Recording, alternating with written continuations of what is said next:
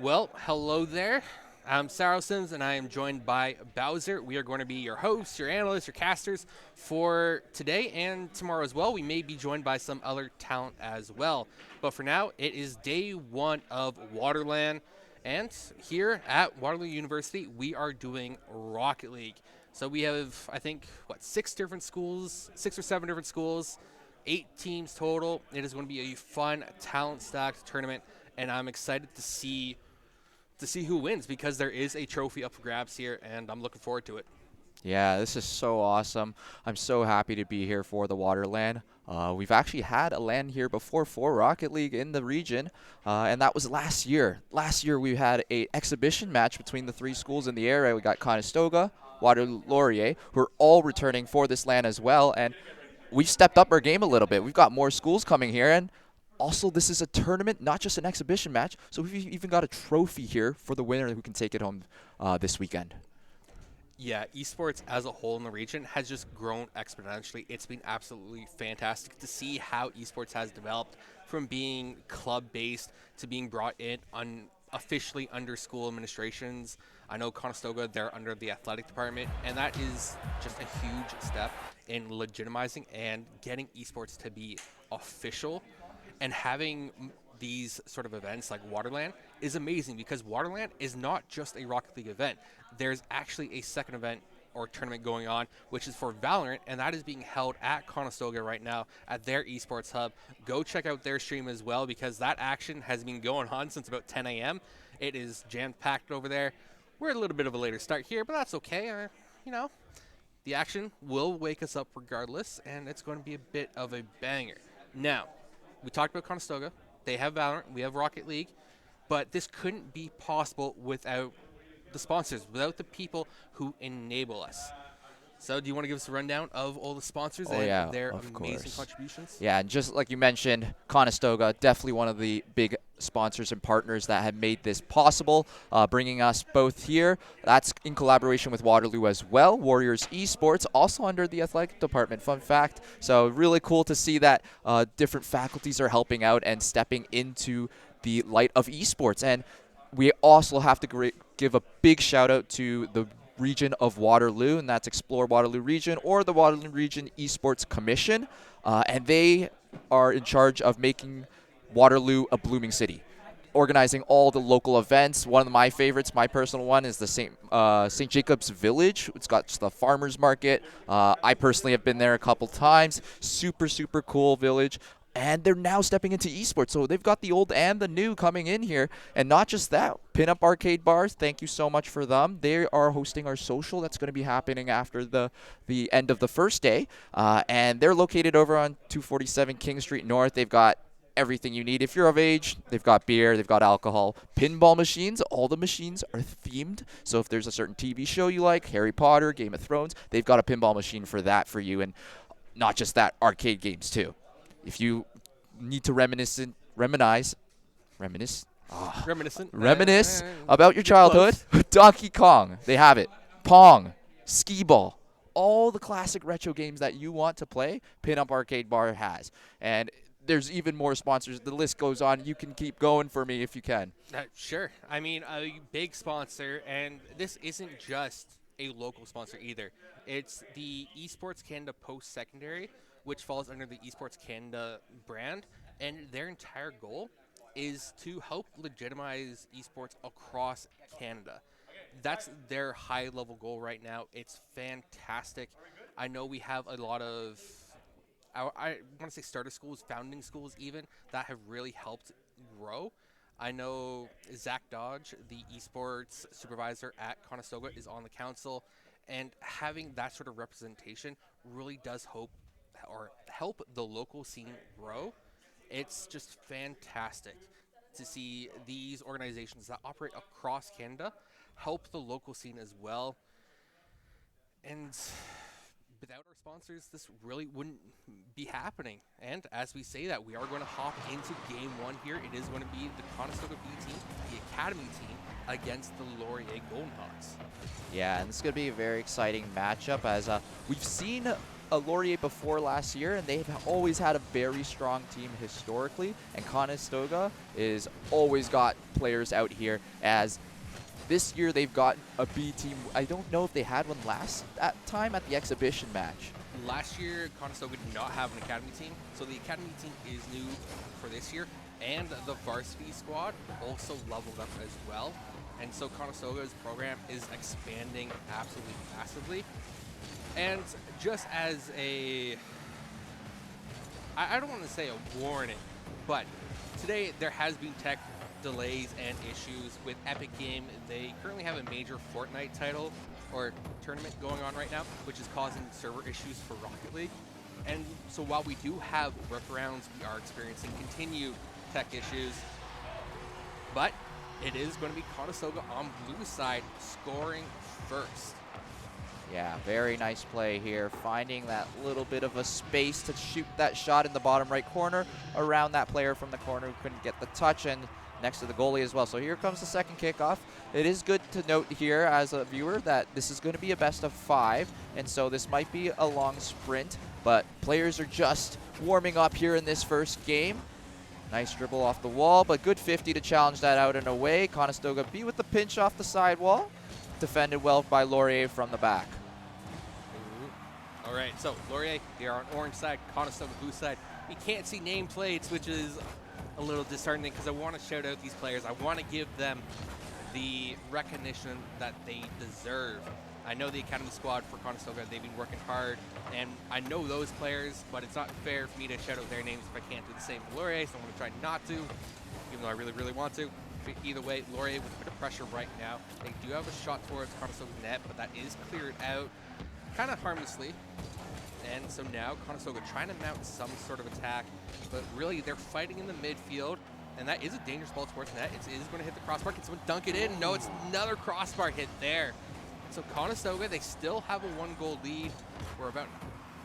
We're approaching the halfway mark, and oh, Conestoga, they just can't quite find the back of the net right now. Yeah, they can't quite do it, and Laurier doing a decent job clearing every single one of these balls out, not letting an easy rebound trickle into the back of the net. But Conestoga, the pressure's still going. Nice center off the floor, and it's still there. Not cleared out just yet, but Laurier, even though that they're mostly on defense, they're finding a way to clear this ball out and not make it a dangerous situation for Conestoga to try to capitalize on. I agree with you there.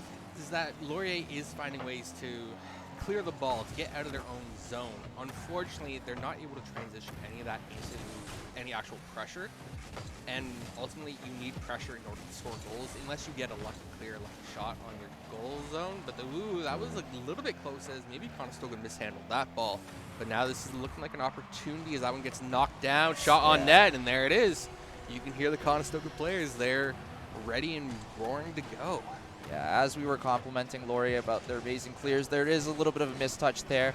Not too sure if they were trying to push that more to the left instead of off the ceiling, but good read from Conestoga, knowing that the touch wouldn't go out to the side, and able to capitalize, putting this first game into a 2-0 lead in Conestoga's favor. What can Laurier do, though, to really turn on the offense more here? It's going to be tough. It's going to be doing things like that individual effort where you follow up on your own ball, where you crash the net, things that Conestoga have already been doing. See, that was a great early offensive challenge there, and was able to follow it up and slot it in on that near post, right? So, Laurier, they clawed back 1 goal. But, as you said, it's a best of 5. It is a long series that these players have to play. And it's not just one series that they have to play today, it's 3.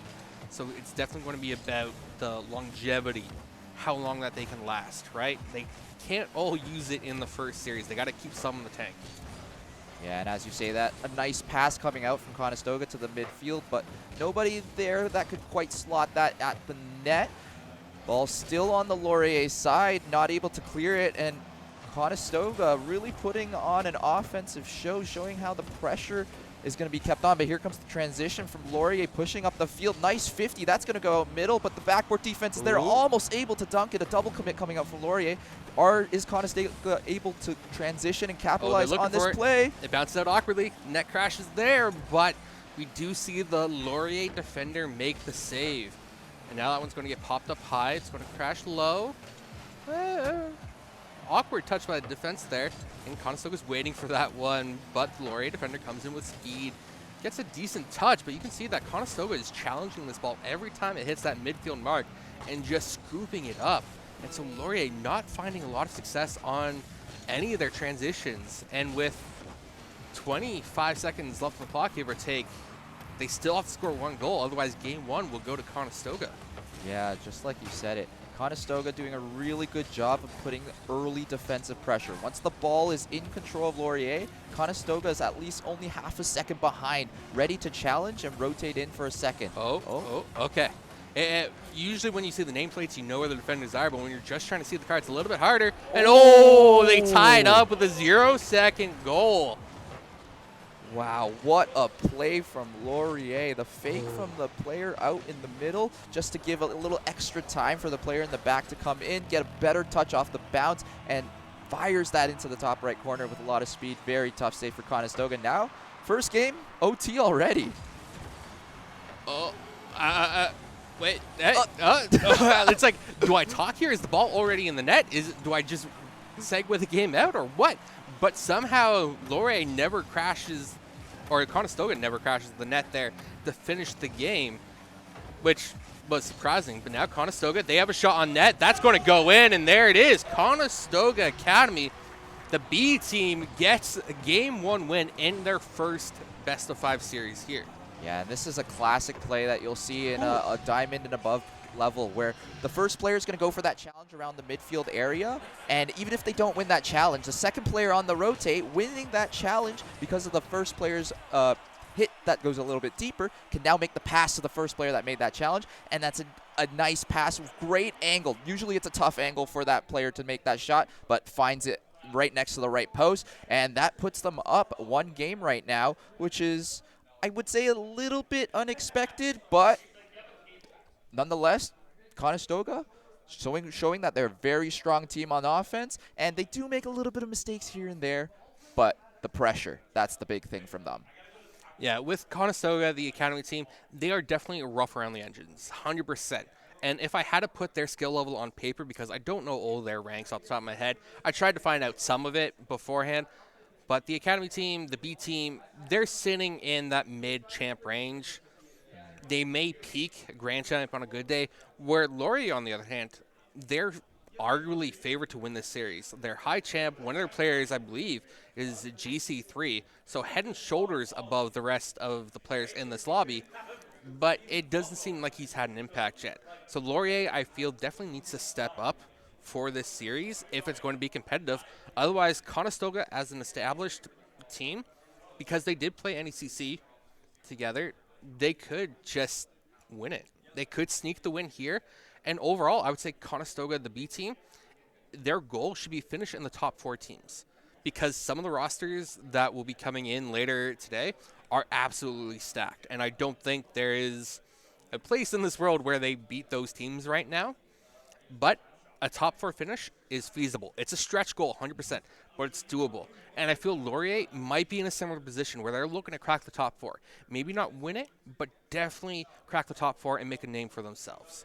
Yeah, and I wonder how much of this is actually like the LAN pressure getting to them, as I don't know if all these teams participate in LANs very often. I know we know that Laurier has been to one at least last year, but this situation's a little bit new probably for them, being in person, playing with your back to the team right behind you, and hearing them cheer when they score a goal, your team cheering when a goal scored on your side. And so I'm wondering maybe if Laurier's just slowly starting, getting used to the environment. A little bit cold in this room too, a little snow coming out in Waterloo, a little bit cold, but maybe they're just starting to pick things up slowly, and we'll see the pressure start increasing from there. The LAN effect is absolutely massive. There's no other way to put that, because it's going to be different computers, different setups, different peripherals if the players didn't bring their own. And as you said, you're in the same room as your opponents. So when you hear your team or your opponents cheer, it either boosts your morale or it sinks it just that much further. It's that extra little impact, right? Yeah. And so adjusting quickly to a LAN event can be massive, because there's also the background noise that you may not expect to be there from the spectators, from the people who come by to check out the action, from the other teams even spectating, right? There's so many more factors in the LAN event to consider than online. So a lot of these players, I think, will be out of their element regardless, and it's about adapting. Who Right. can adapt the quickest will be the winners, right? Yeah. So, map 1 went in favor of Conestoga. We're getting into map 2 here, Yep. potentially. Yep, this is map 2 here. And Conestoga is currently You see, trying I to put on don't know if it's yeah. actually... Okay, but Okay. is it a 3v3 though? 2v2? 2v2. Okay, so, so, the format. the format. It's a special format. I thought it was just a straight best of 5 3v3s throughout, but apparently there's some fancy business here happening as we also get some 2v2 actions as well. And so Conestoga, they strike first within the first 30 seconds. This is what I'd like to see, but on paper, on skill-wise, Laurier should have this matchup in hand. But it all comes down to coordination as a pair of twos, because you can't afford to make mistakes because you can just get cherry-picked. But there's Conestoga making a big mistake as they potentially leave the net open, but you get the one defender getting back in time. And whew. Yeah, and it's what you were saying. It's not just the adaptation that you have to be doing on or off the pitch, but also on the pitch. And so you got to get used to the LAN pressure. You got to get used to this new format where we've got 2v2 falling 3v3. So you don't have that window of taking it easy in the first match and then pulling out your tricks in the second, because it's going to be a different game, different format. So all your stops have to come out in this first match, and it really shows. Ooh, that's a soft touch. Yeah, And Laurier's going to tie it up. Laurier's not going to miss on those. Nice pressure from Laurier. Good shot there, and the save just not enough to push it all the way out to the corner, giving an angle for the second player of Laurier to scoop in and clean up that easy rebound. So one apiece here with around 3:30 to play as the kickoff goes towards the Laurier side. Tries to go for a little bit of an air dribble, but not a lot of boost off kickoff here. And a demo attempt as well, but Conestoga dodging effectively. Big clear from Laurier, He's though. got no boost, though. Ooh, but that one pops out dangerously. Conestoga has momentum. They're going to charge for this ball. Can they get that in on their post? And no! The Laurier defender closes that door on his face. And so Conestoga playing a little bit of tic-tac-toe, get the shot towards the net, but the defender for Laurier is able to cut back in time. And weak shot towards the net, cleared out easily enough. You can see that Conestoga's, they're just constantly sitting on 0 boost right now, which isn't the greatest, because it means you have less speed, less boost, less momentum. There's Conestoga. Can he dunk that one down? No, he can't. He hits the backboard, and now he's going to go for the flick, but the demo's there, and that's going to be high for Laurier. That should have been a goal. Laurier will want that attempt back for sure. Yeah, 2-on-1 situation for Laurier there. Tries to go for the solo play flick. Maybe try to go for the demo for the other player, but not able to capitalize in a 2-on-1 situation. And you're not going to get many of those opportunities when it comes to these teams here. Nice shot, slightly off target, but forces a player to commit. Now a 50 with the last player on Conestoga, but not quite able to win it. Still, Laurier putting on the pressure, trying to dribble that towards great the challenge. net. Good challenge from Conestoga. And that's going to go out to the corner. Tries to go for a hard angle to the top shelf, but just off the mark barely. And now Laurier still controlling. Conestoga a little bit overcommitting there. And you can see that the dynamic of twos is entirely different from threes. Where threes is very, I would say, fast-paced. You're looking for passing plays up the field. In twos, it's a little bit more methodical, a little bit more about the individual skill, more about how you control and take up space. And that's a good flick, but it's high as well. And so Conestoga, they can't get a defender back in time, or can they? Ooh, they managed to just squeeze it out. The second man comes back as well to clear it.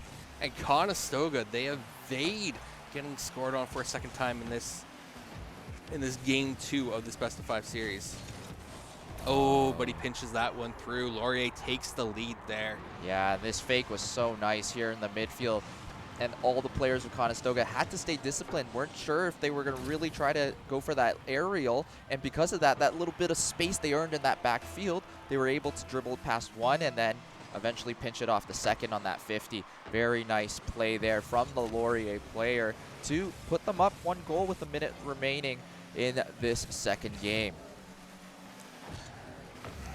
But the nature of twos is that it's more volatile, and therefore Conestoga, they tied up. Minute 5 left on the clock. Yeah. We got ourselves a game on our hands. Very nice read from that Conestoga player. Laurier player went a little too close to the sidewall, probably expecting the pocket to slide up the wall rather than bounce off. And those situations where that ball is firing at like 100 kilometers an hour, it's tough to read. And sometimes if you make the wrong guess in twos, it's very easy to capitalize. And now, tie game again. Maybe we get an OT in this one, but we'll see what happens as the ball is going to trickle out towards the midfield, and a nice 50 comes out from Conestoga. All right, so Conestoga won that challenge spectacularly well because his first touch there actually put it back towards the Laurier attacker, but he was able to recover. A challenge, good challenge there as well as the follow player there. It is. It's beautiful to see when players are connected. Good flick towards the net, but can't quite get it between the posts, so it bounces harmlessly out. Shot by Laurier is going to go wide as well. Pops out nicely though for him, but he can't put it on target, at least not anything threateningly anyways. So 18 seconds left on the clock. I know you mentioned OT. It looks like we're going to get OT here unless Conestoga, I'm hoping for Conestoga, wins the game. But as the clock ticks down here, Laurier has possession. They're charging up the field as best they can. They need to get across. The ball's on the pitch. So there we go. Overtime. 2 games in a row. Yeah, Conestoga B and Laurier looking very evenly matched, whether that be the 3v3 or the 2v2. But we've seen this time and time again that these players can make clutch plays. We saw that 0-second goal, I believe it was from Laurier in that first game, to send it into OT.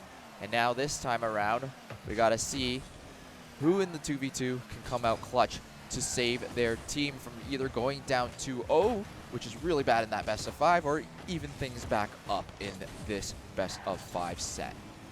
All right, Conestoga's charging forwards. Gives away possession there, but gets it back in the corner. Can he get the double touch? No.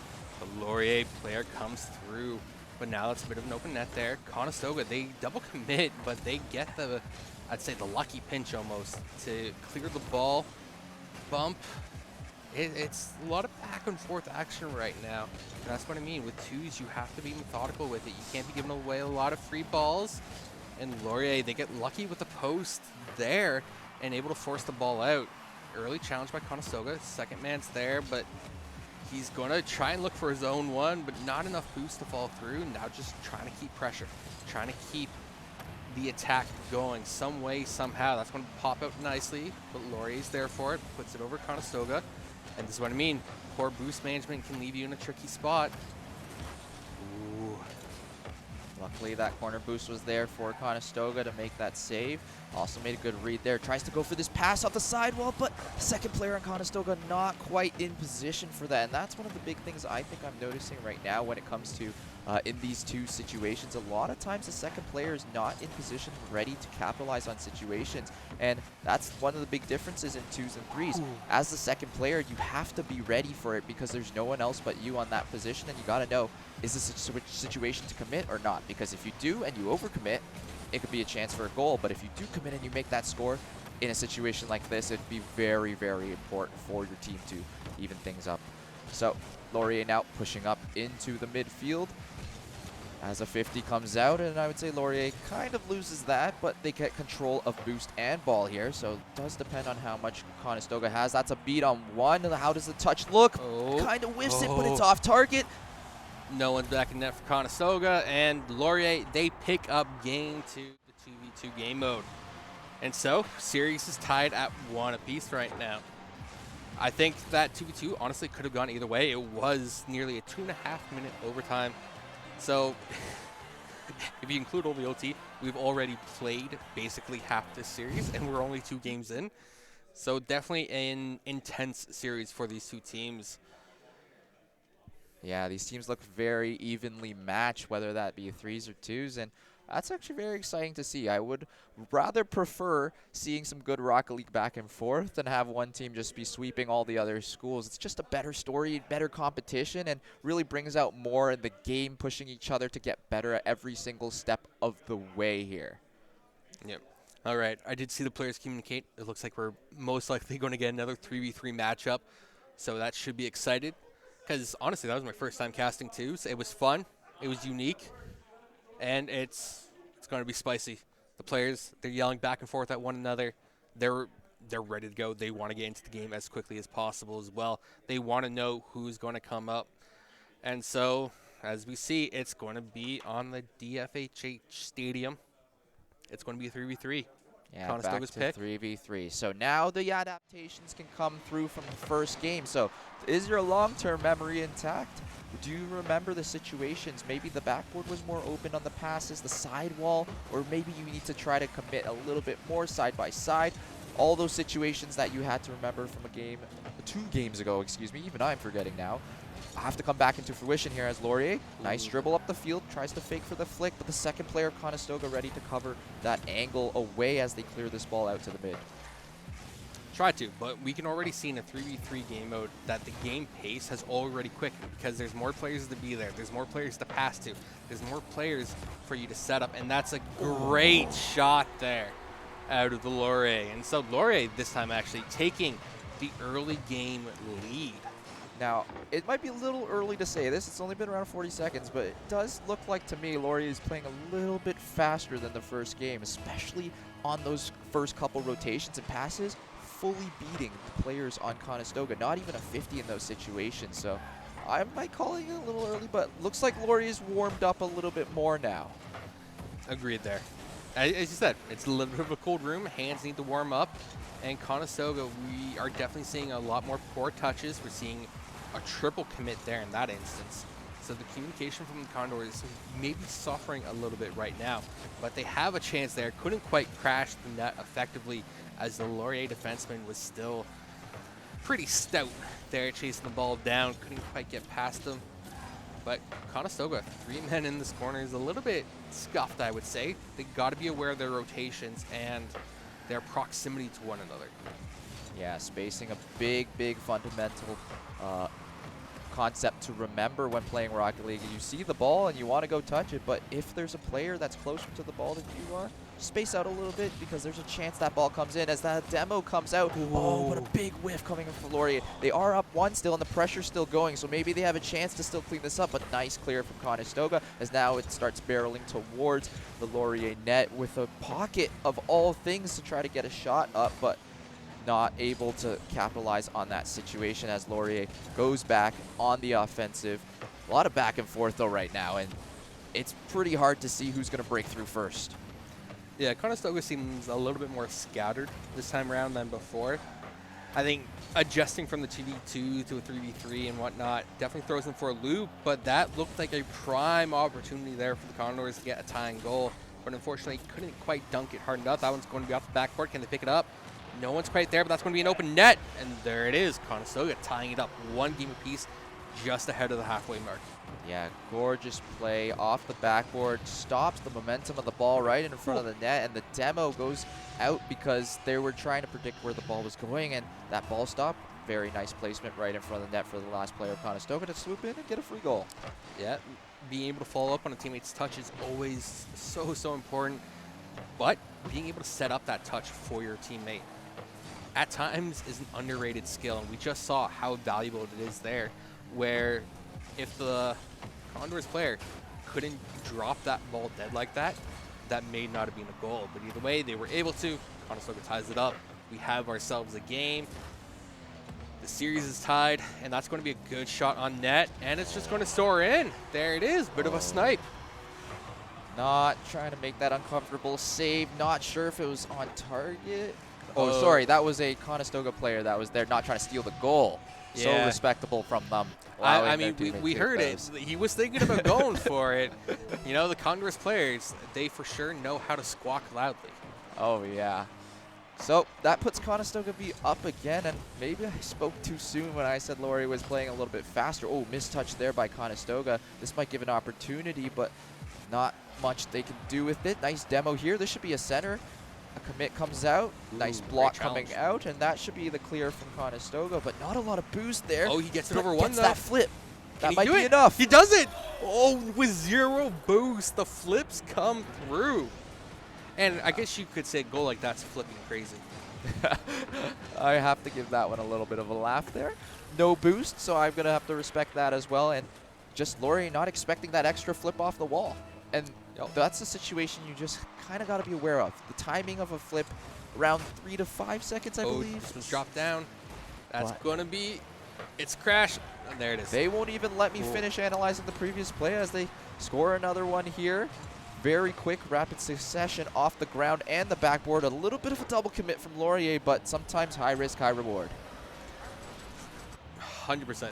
They were looking to crash the net with everyone they had there. And with how Conestoga was positioned there, that was the right call because they had time to rotate back anyways. And that looks like it's going to be another shot on net. That one's saved, though. And so I was going to say maybe a 2-goal lead is safe enough to kind of wind down the clock with, but Laurier striking back so quickly. It's only a 1-goal lead with a minute 20 left on the clock. Still plenty of game left to play out here in Game 3, and this is a best of 5.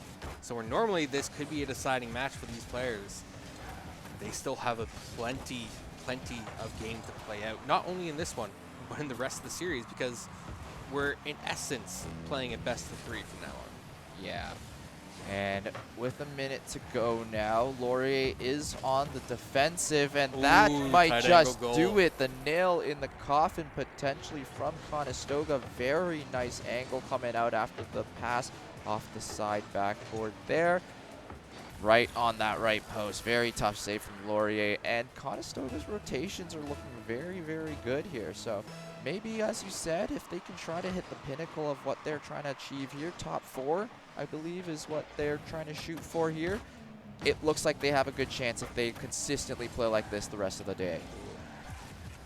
Top 4 is a stretch goal. Like, if they do it, you know, that's when you break out the fancy champagne, not just the dollar store stuff. You know, you go actually to the LCBO, you buy a nice bottle, and then you pop the cork, right? Because other teams in the bracket that they potentially would have to then, ooh, Laurier with an excellent, I almost want to say cherry pick goal, but really just right place, right time, right angle, falls through on his own shot, and the second touch there caught Conestoga flat tired there. Yeah, that was a play from a grand champion. Double tap off the wall from a really awkward spot. You saw the little bit of boost adjustment at the end to try to get that perfect positioning, and that angle is so hard. Even I can't even see the angle as they make that shot, but Laurier's time is ticking down. Can they do it? Can they put in one more last-second goal as Conestoga is really trying to fight? They've been in this situation before, and it didn't turn out well, but this time the pressure is really on as they keep the ball in the Laurier half as the time just needs ticks to hit down. the pitch. And just needs to hit the ground, but the ball's still up. And if the ball is Get still the up, ball there's down. always a Get it chance. down. There's always a chance. It's still popped up, one player following it, and Okay, there it is. finally, Whew. just on the edge of the pitch right before the pocket, and Conestoga taking game 3, putting them up against Laurier. Yeah. Oh my. Oh my. Okay, so Conestoga, they go up a game in the series, right? This is what happened after the first one. Conestoga wins the 3v3. But I see the players talking again once more. They're grinning, they're smiling, they're having a hoot. And the first things that they say after this is 1v1 me. I think that's going to be our next game mode right now. It's going to be a GC3 player. I got confirmation it's a 1v1 right now. It's probably going to be the Laurier's GC3 against Conestoga's, I think, Champ 2 player. Like, there's going to be some skill discrepancy here. And so it could be a bit of a murder. Yeah, so Hopefully we'll do not. our best to make this as exciting as possible, but maybe it just turns into a freestyle competition. We don't know. And we also predicted that we thought that Laurier would be taking the upper side of this battle, but Conestoga is doing a great job of holding the GC3 down. So maybe, just maybe, in the 1v1 they can maybe do the same thing. So Okay. we'll see how it Who goes. knows? Maybe I'm wrong. Maybe he's not a GC3 and he lied to me. You know, like these Rocket League players, they could be devious, right? Right. You know, they got some sketchy tactics. You know, they demo. They're not afraid to get physical. right? But either way, Laurier, they need to tie this series up, right? And so Conestoga already has their ball awkwardly in front of their net, but it's going to be a Recovery. 1v1. That ball, no way that goes in. Okay, it's able to go in. These players are just having an absolute hoot. It's great to see, so Yeah. it just, yeah, bounces in. Yeah. Simple play there. Challenge off the corner doesn't go the way of Laurier. And so Conestoga take a early 1-0 lead. And as we say it, maybe Conestoga has a chance as bump comes through from Laurier though. Controlling the ball is Conestoga once more, letting that bounce a little bit. Tries to go for that diagonal flick, but not able to pop it up too high. Denies the boost though, so that's something to work with. As Laurier still pushing up the pitch, huge demo there, and that's just an Where's open the respawn goal. though? The respawn comes in probably from the wrong side there, and he can't quite get back to the net there. Yeah, great heads-up play from the Laurier player, knowing that Conestoga's player was going to try to cut in at that angle. Gets the demo right on the right timing, and it's just too close to the net for the spawn to really affect that situation. So, one apiece here as the kickoff is given completely to Conestoga by the Laurier player on the defensive now. It's looking like that they prefer the defense more than the offense, and the transition is where they like to score from. Ooh, that's going to be a goal for Conestoga for there. And there's so many different ways to play 1v1. Now, generally at the higher levels, you want to be in possession of the ball because that gives you opportunities. However, at the lower levels, playing defense can be the proper way to play because it means that you're waiting for your opponent to make a mistake. And right now what happens is that mistakes happen all too frequently. It opens up opportunities. And unfortunately, that was just a lost kickoff for Conestoga. But when I was doing ones way back in my day, I only ever peaked in diamond, right? I'm not an amazing player, but let the opponent take the shot and I immediately send it over their heads, right? It's nice and simple. Yeah, and just as you say it, another kickoff going the way of Laurier, as that really shows maybe the difference between a GC, Season 10 GC, we can see on that banner there, as he puts it right into the net. That's 2 kickoffs in a row, and really mixing up the different types of kickoffs they're going for. As like I remember the one before that, they didn't even go for the kickoff, just like Conestoga did then, as they control now just the ball, no boost. No, Laurier made an amazing play, knowing that they were trying to grab that boost before the ball. Cuts that off early. Look at this read, so fast. And that makes Laurier up 2 now. Laurier right there is just quicker because they were able to maintain more of the momentum. They were able to get the supersonic speed, right? The burning tires, whatever you want to call it. Another kickoff going in favor of Laurier, and you can tell that Laurier is just reading the kickoff right, and because the exact same thing has happened, I would say three for 3 kickoffs, is that he knows which way to play the ball right now, and Conestoga isn't respecting that. Because if they both start on roughly the same side of the ball, it's easy to pinch it out towards the one side that you want. But also the wave dashes, speed dash, whatever you want to call it, there's a few different ways of doing it. The Laurier player is just faster. That's what it's coming down to right now, is that he's giving Conestoga a few to make it a fun event, but ultimately the Laurier player is faster. And that was a great defensive effort there, but Conestoga, their players trying to keep that ball in play as much as possible, but he gets bumped into the air, and he's, ooh, post. Ooh, okay. As you say it, in a game where cars drive and try to hit a ball, speed is always going to be the name of the game. Doesn't matter if you're racing, doesn't matter if you're scoring or shooting a soccer ball. Speed will always help when driving a car, and in this situation, Laurier putting on the speed here, controlling that ball with the dribble here. Let's see if we can get anything fancy going on. Going left to right, now up the wall. No boost for an air dribble, so it's probably going to be a shot off a bounce. I can't even read this play as just tries to straight up dribble it to the net, but Laurier still fully in control of this ball here, so nothing lost, just a little bunch of time on the side of Conestoga, and time is the enemy when you are down, as he tries to go for a flip reset. Musty flick. All right. You know the player's feeling it well when they turn to directly point at the casters to say, hey, highlight that play. And from my point of view, he did it once, which means that could be a fluke. So I would like to see him do it again, you know?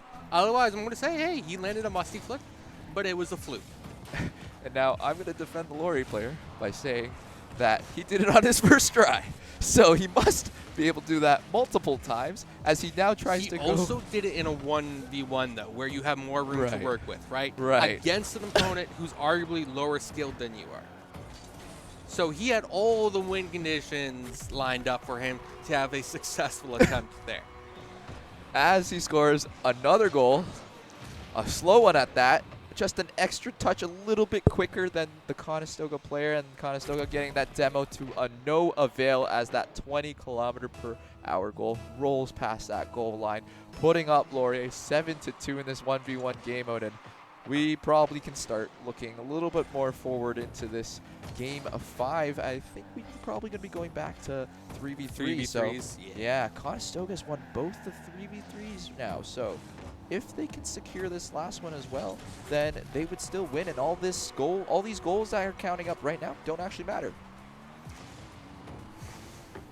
Arguably, the 1v1 game has been decided, right? It's going in favor of Laurier unless some mystical miracle happens in favor of Conestoga where they turn their monitor on, they actually pick up their controller and start playing. You know, maybe they come back, get a few goals. 8 or 6 goals, whatever the amount needed is going to be a tall order. And they're trying to play it right, but Laurier gets the save. And right now, both these two players are probably eyeing the clock and realizing that they should probably just run it down to get to game 5, to get to the deciding match, to see who is actually going to pick up the first win here. Yeah, and the clock is running down now. They're just playing a little bit of, I want to say footsies, but wheelsies? No, not right. Not quite right. Wheelsies work. Bumper Wheelsies. cars is another way of putting it. Right? I think bumper cars would probably be the actual term for it, right? Yeah, as there's 1 more minute on this clock coming down here. Just in the midfield, playing around with it to the corner. Letting this clock really expire here. And okay, he's got full boost. If he was capable of an actual musty flick, he would have carried it end to end there, but instead he puts it up for Conestoga to just dunk it in. And, you know, I appreciate giving us the freebie there, but ultimately, if he was as good as he says, he would carry it end to end aerial with at least 1 flip reset in there and then finish it with the musty flick, right? yeah, and this is I the only expected thing we can more. do from Conestoga to defend against Laurier right now, because on the pitch it is a bloodbath. But there is still 1 more match for Conestoga B here, and Conestoga A probably later might have a match against Laurier to get the revenge for the Academy team, as time is expiring down here. Just a couple more seconds to go as the 3v3, the most anticipated match of this, the 5th game of the set that will decide the first winner at WaterLAN. Yep. Now, I think other series have been playing in the background, so maybe someone else has already won the first series of WaterLAN. But for the first series on stream anyways, for that feather in their cap, it's definitely going to come down to Game 5, which should be a 3v3 game mode. It is arguably the most competitive game mode, but each game mode, like the 1v1, like the 2v2s, they all have their independent ranks as well. And so maybe we're seeing GC3 in 1s, but when it comes to 3s, this GC3 may be a D3. You never know, right? Because it's a different skill set. For sure, Similar mechanics, but different skill set. For sure. A lot more team play happening in the 3 situation. So as the clock finally expires out, we are now at a 2-2, going back to the 3v3 game mode. So this is going to be very exciting to watch. I really want to see if Laurier can do anything to stop Conestoga in this 3v3 game mode, because it's been looking a lot tougher, and I want to say that it wasn't the defensive pressure for Laurier to try to transition to offense that was the big problem. I think now for Laurier, the biggest thing is their positioning. A lot of times, double commits coming out, communication's not good, the passes aren't quite on the money, and they can't beat the Conestoga players and get that millisecond advantage or second advantage on that ball touch to really capitalize and score goals. And there were a couple of opportunities right in front of the net that they did miss that they do need to clean up, but those will come with time as they get more and more warmed up. The only things that you can really adjust and change is what your intent is on those situations, as the mechanics are what they are in the moment. I agree with you there. Is that when it comes to the 3v3s, Conestoga has looked like a more cohesive unit overall, but individual talent looks like it favors Laurier, right? I mean, when you have usually, I would say usually birds fly in groups, right? Flocks. I know a group of condors is called a condo, which seems odd, right? Like, who came up with the word condo for a group of condors? I get it, but like, also, it feels silly to say. Yes, the condor condo, right? But yes, condors usually are birds that fly in groups, right? They scavenge together. Where hawks of any sort, any birds of prey, tend to be more solitary. And we're seeing that here as well, in a way, where in a group setting, Conestoga's winning. In a solo or a lower number setting, Laurier pulls ahead, and that's going to be a nice shot on net, guided to safely by the Condors defenseman. And so we see, first 30 seconds, there hasn't been a goal, so definitely slower pace than the prior 3v3 games we've seen. Yeah, and a couple of passes here and there from Laurier to each other, but they're not really turning into shots on target just yet. Nice challenge out on the midfield. That's going to be an even duel as the ball stays in the same position after that skim from Conestoga. But now here comes the offensive pressure, and this is where Laurier really need to do a better job on commitments. Here there's the first challenge by the GC player, pushing that forward, beating at least one, but Conestoga right there on the rotations. It's back in the Laurier end zone. Nice 50 right in front of the net, seeing if Laurier can clear this, or does Conestoga get a shot on target? It was close. Couldn't quite get the angle to actually put it on net, but still, nice touch. Redirect is there. That's a bit of an open net, but slow ball. Fenceman is there, but the follow-through is there for Conestoga. Players are cheering.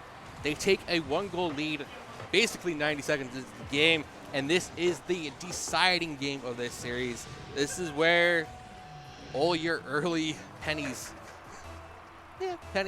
are on the table, right? You're all in. You got to win Game 5. Yeah, and it's just like how we said it. It was full team play there from Conestoga. The first two players, the pass down, the redirect with the back of the car towards the net, and then the last final read. Amazing individual play by that Conestoga player to read the direction of the clear.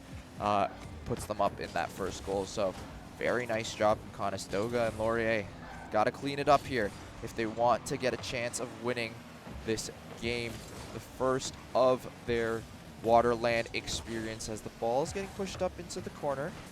Attempt of a clear here, and another desynced situation by Laurier. The double commit as the save barely hits off the corner and out. Nice demo as well. So the pressure's definitely going to be on. Zero boost for the defenseman as it hits the bottom corner. That's got to go in. That's got to go in. Come on, Condors. There it is. So Conestoga, they take the 2-goal lead. That ball should have gone in a while ago. Like, just look at it hover around that post. Even the initial save before this play was so very close. So Conestoga definitely able to apply more pressure as a group than Laurier.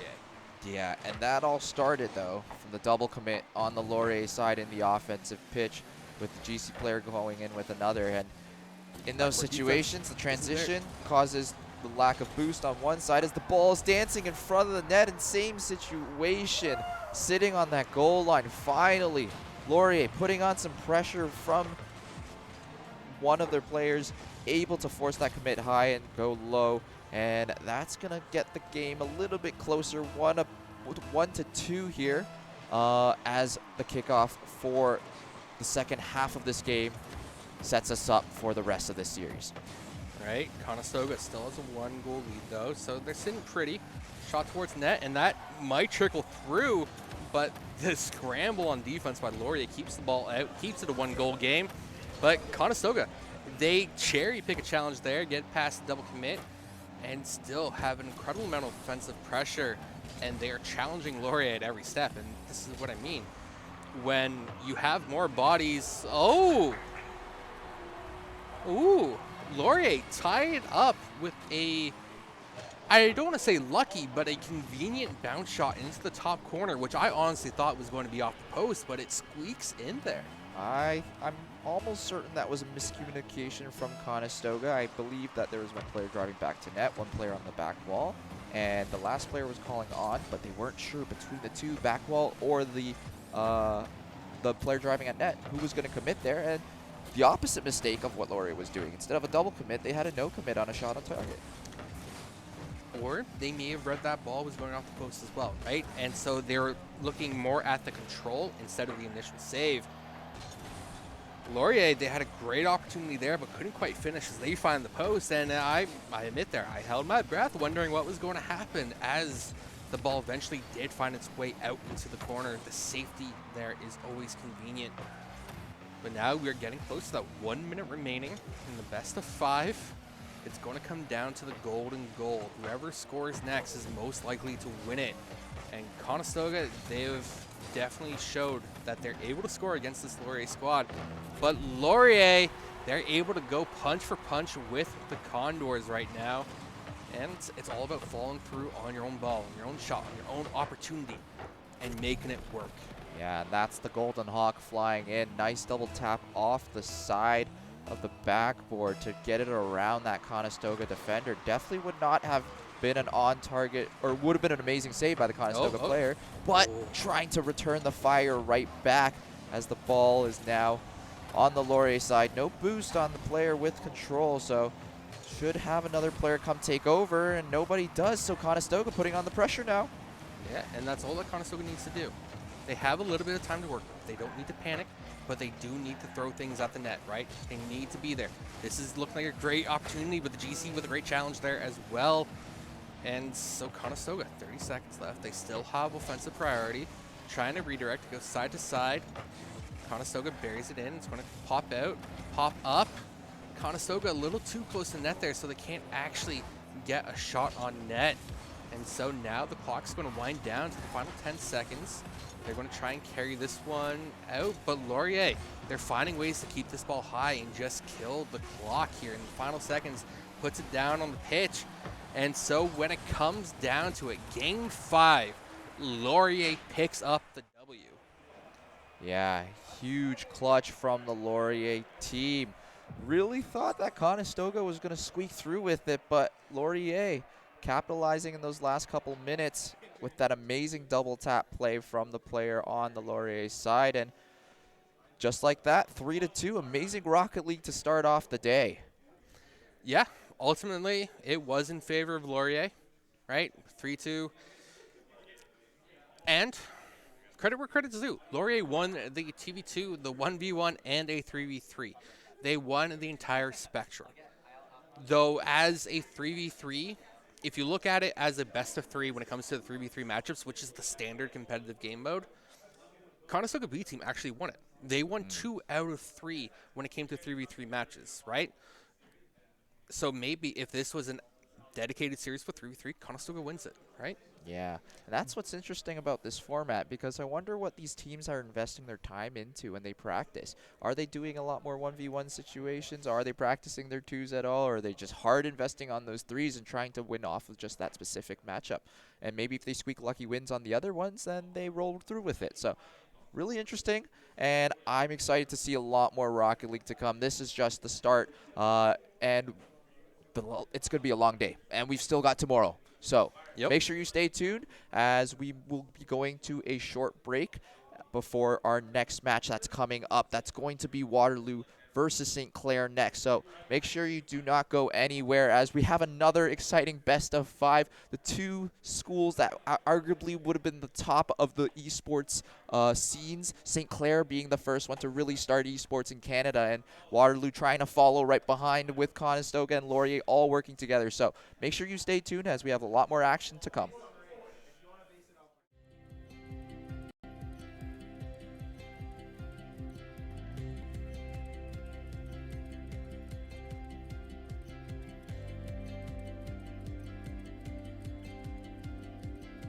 The exciting part about Waterloo Region is that there's a variety of venue types. So whether it's the Odd or Binghamton's or one of the hotel properties or outdoor spaces, there's so many excellent places where people can actually participate in esports activities.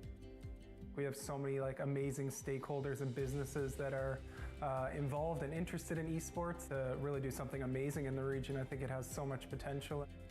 Gaming and esports has a good fit in our community. We're an educational community with universities, a college. We're a big tech sector. We brought on a number of competitive teams that go and compete all across North America, virtually so far. We've got a stream team with our Twitch channel. It's led to a lot of student opportunities for jobs, both in our media sector and then for coaching, affecting thousands of students within this new programming over the last couple of years. We've got lots of indoor and outdoor space, which I think would serve extremely well to host and facilitate a great esports tournament or blending it with a festival. I think it would be a great event. We have the urban-rural mix that everyone from larger cities are always looking for.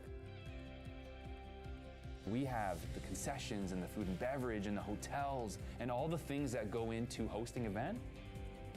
There are so many places to choose from in the region where people can not only engage and produce a show, but where the audience and the participants can receive the information and participate in. And I think that is what makes Waterloo Region so special. You're gonna find that there's a genuine excitement for hosting esports here in the Waterloo Region.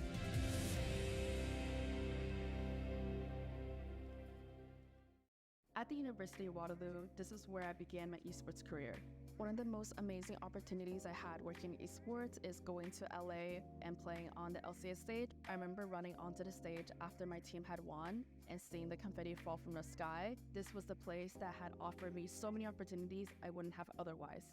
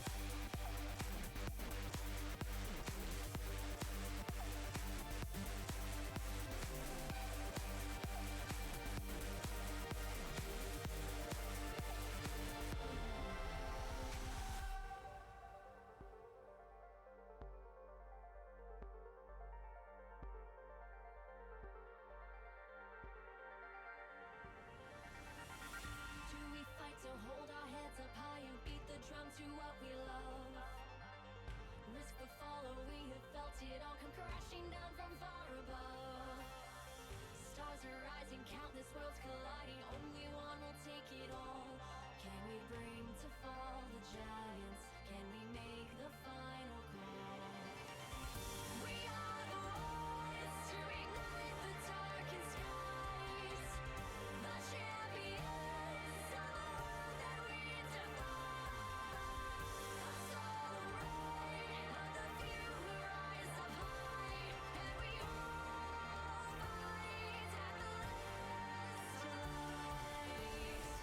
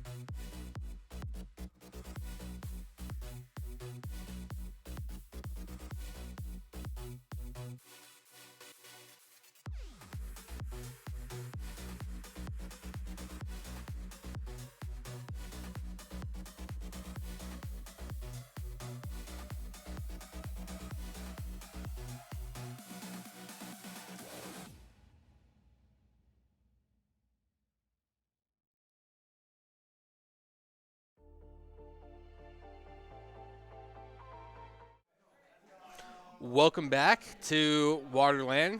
You know, it was a bit of an extended break there as we finally had the West Division teams come in. They were delayed due to traffic, weather, construction, so many reasons. But either way, that bus full of talent has successfully made it here. And that means our next match on the docket, the one that's being kind of advertised there in that bottom left corner, is going to be the Waterloo Warriors, the hometown, hopefully, heroes against the St. Clair Saints. And it is a mixed roster for the Saints. It's neither their gold or green team. It is, as I said, a mixed roster, right? So once again, I'm Sarah Sims. I'm joined by Bowzor. And so we're going to be your casters, your hosts, your analysts. And so, how are you feeling about this series? Yeah, unfortunately, St. Clair was able to make it to the tournament, so it's not looking too hot for Waterloo, but they're going to try their best for sure. There's definitely a lot of talent on Waterloo, especially Virus, one of the players that I've seen before play, and can definitely keep up with all the players on St. Clair. But it's going to be those tight rotations and making sure that they can really stop St. Clair because their talent on that side is overwhelming. Yeah, the St. Clair talent is absolutely massive. We are in game one here, and, right away, it's going to be St. Clair with an opportunity. It is going to be a save by Virus, and so it's so far looking pretty good. Now, most of the tech issues have been resolved, so we can't see nameplates here.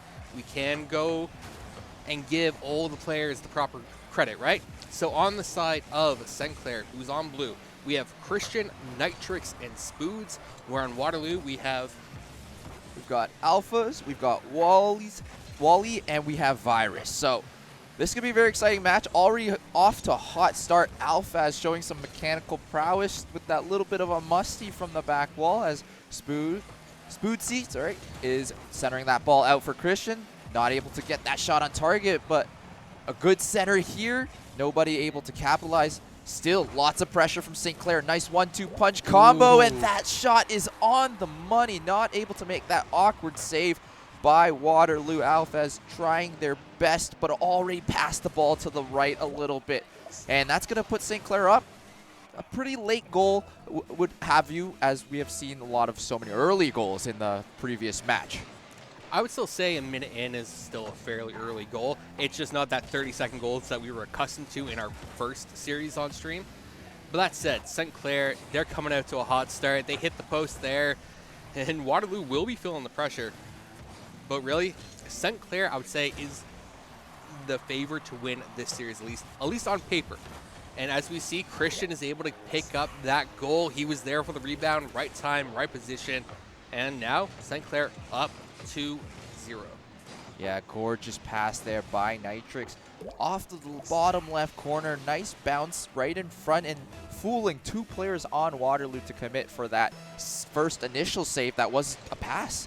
And with that, St. Clair up with a comfortable 2-0 lead as Christian tries to make something happen with not enough boost, but the pressure is been applied as Waterloo makes that clear and tries to recover some boost here and get into position for another defensive rotation.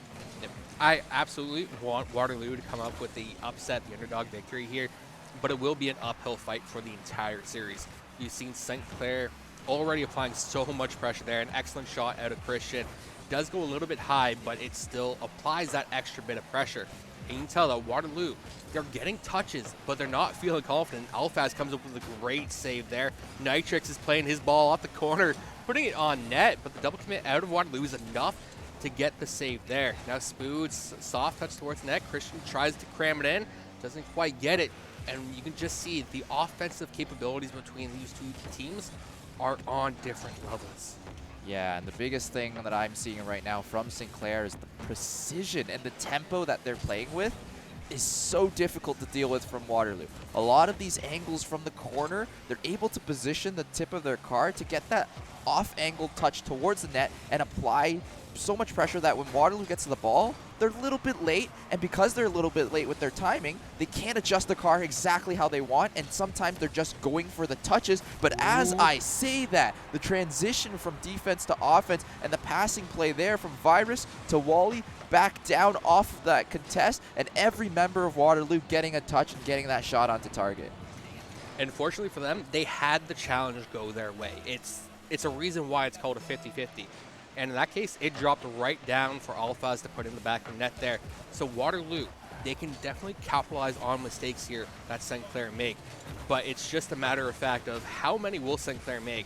Because right now, their only goal comes off of 50-50. That's, I wouldn't say a mistake on St. Clair's. That's just how the ball breaks sometimes. But if they can force St. Clair to actually make a mistake, maybe Waterloo can actually find ways to take control of this game.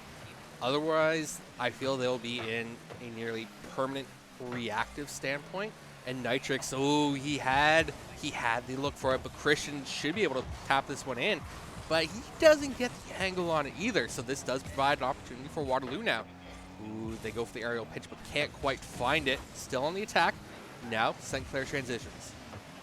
Yeah, Virus getting dusted on that backside now puts Waterloo in a tough position, but Wally right on the backboard able to send that out, but the touch wasn't as great of a quality as they probably wanted, as Virus now going for a dribble, flicking it to the corner, but can't get past Christian.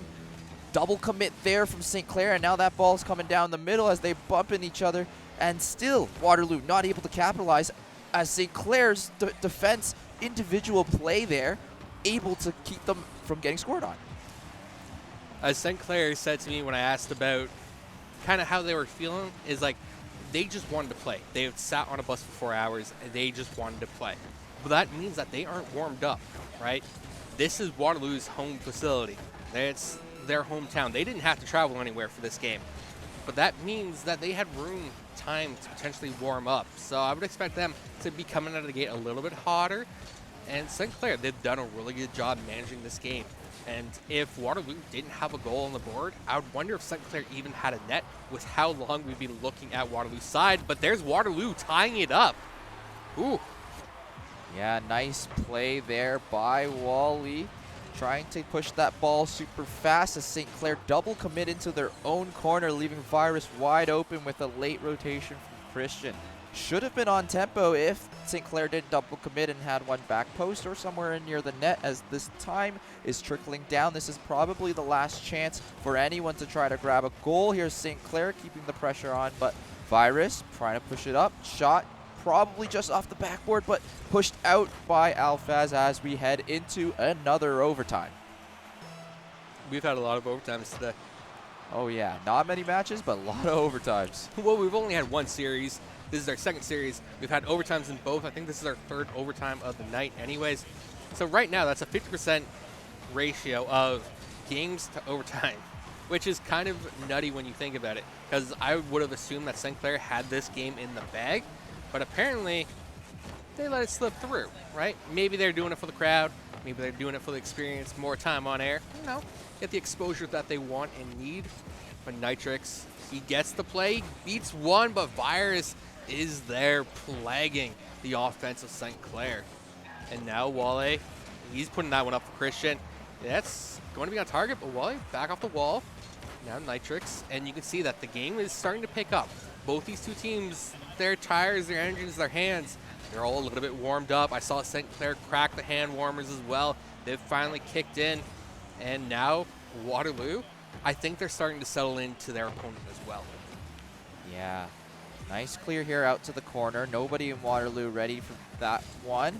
Wally using the last bit of boost they have to try to push that into the corner, but still can't get over the St. Clair defender. Virus should have control for a bit here, going for a little bit of an air dribble, and that's going to 50 out to the right where Nitrix is already waiting, but a little bit of a whiff, and now that might give Waterloo some time with the ball here to set something up. And one thing I like right there is that Wally put it right on Virus's hood there.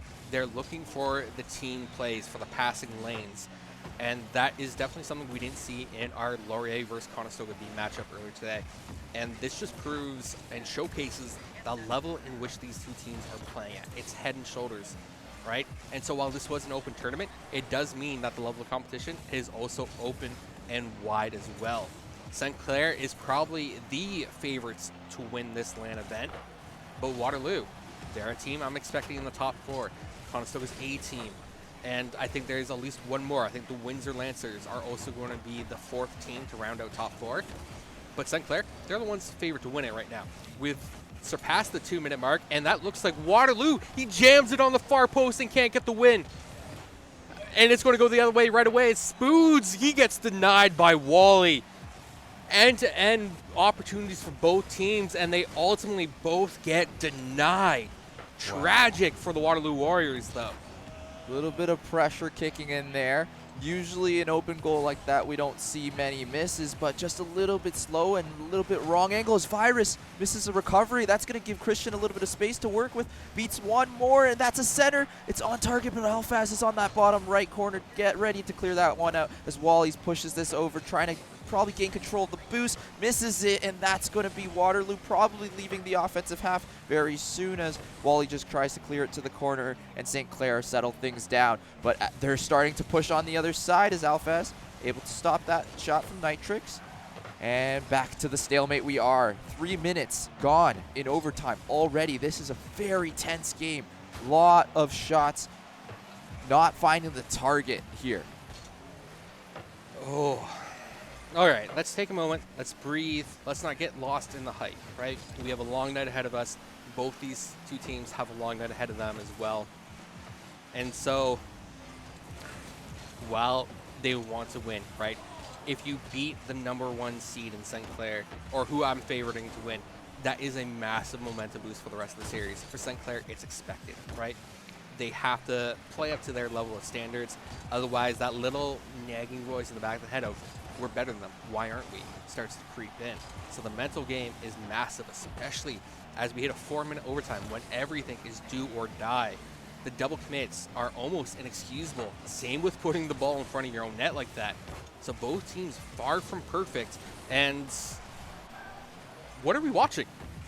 I am not sure. I think the pressure's really getting to them here as we're about to cross 4 minutes. A whole new match of Rocket League in this overtime series as Nitrix try to going for a flip reset. Alphaz reads that perfectly, stopping that shot. And Nitrix playing it off the sidewall. Back to themselves. Wally with the hat flip. And a pinch to try to clear that one out. But that should be St. Clair taking control. Off the sidewall, Virus with a really good read. That's going to pocket and goes straight down. Did they get the read? Oh, they didn't get it. A third man Waterloo's not ready to capitalize on that shot either. But it's a huge scramble right now for St. Clair as the ball's dribbling right in front of that net wall, keeping it in. And 4:49 already. This is quite tense of a game one. Oh, center lane there. Alphaz puts back in the corner though. Didn't quite have the angle. And it's an intense game with a lot of whiffs on both sides. I think Alphaz on that one waterfall opportunity should have crashed the net, may have gone for the end. Maybe if he misses it, St. Clair gets a chance at the other end. But really at this point, you got to end this game. And Virus comes in underneath Alphaz, who got caught up on that post with the awkward flip. Good shot on net. Wally's the save. And I absolutely love these types of games, right? They're chaos, they're fun, they're energetic, but also they're messy, they're dirty. And both these two teams, I'm expected cleaner play out of both of them. But now this could be an opportunity for Waterloo, but they can't control their own deep ball. So it gets picked up by Spoods. Nitrous brings it back for Christian. And Waterloo wins the challenge, immediately hands it over. It almost feels like these two teams are playing volleyball at the moment with how they're just sending it back and forth.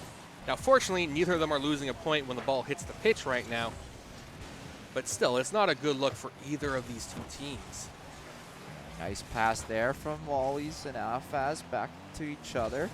They aren't able to put the shot on target. Virus is alone in the air here. What is it going to do with it? Double commit. Not able to get a Waterloo. shot. Yeah. Ooh, okay, Spoods picks it up. He has momentum. He can't quite catch up to his own ball there, so he's not guiding that one into the net. Virus wants to carry this one, gets challenged by Christian. Recovers well enough to make the second challenge. The ball does advance midfield. Alphaz doesn't get the touch, so now Spoodsy with the rotate on it, pops it up. And that's going to be Christian falling through, gets the demo on Wally. It's going to be a double touch, and there it is! Christian ending the game in style. And I got to compliment Spoodsy. What a play here.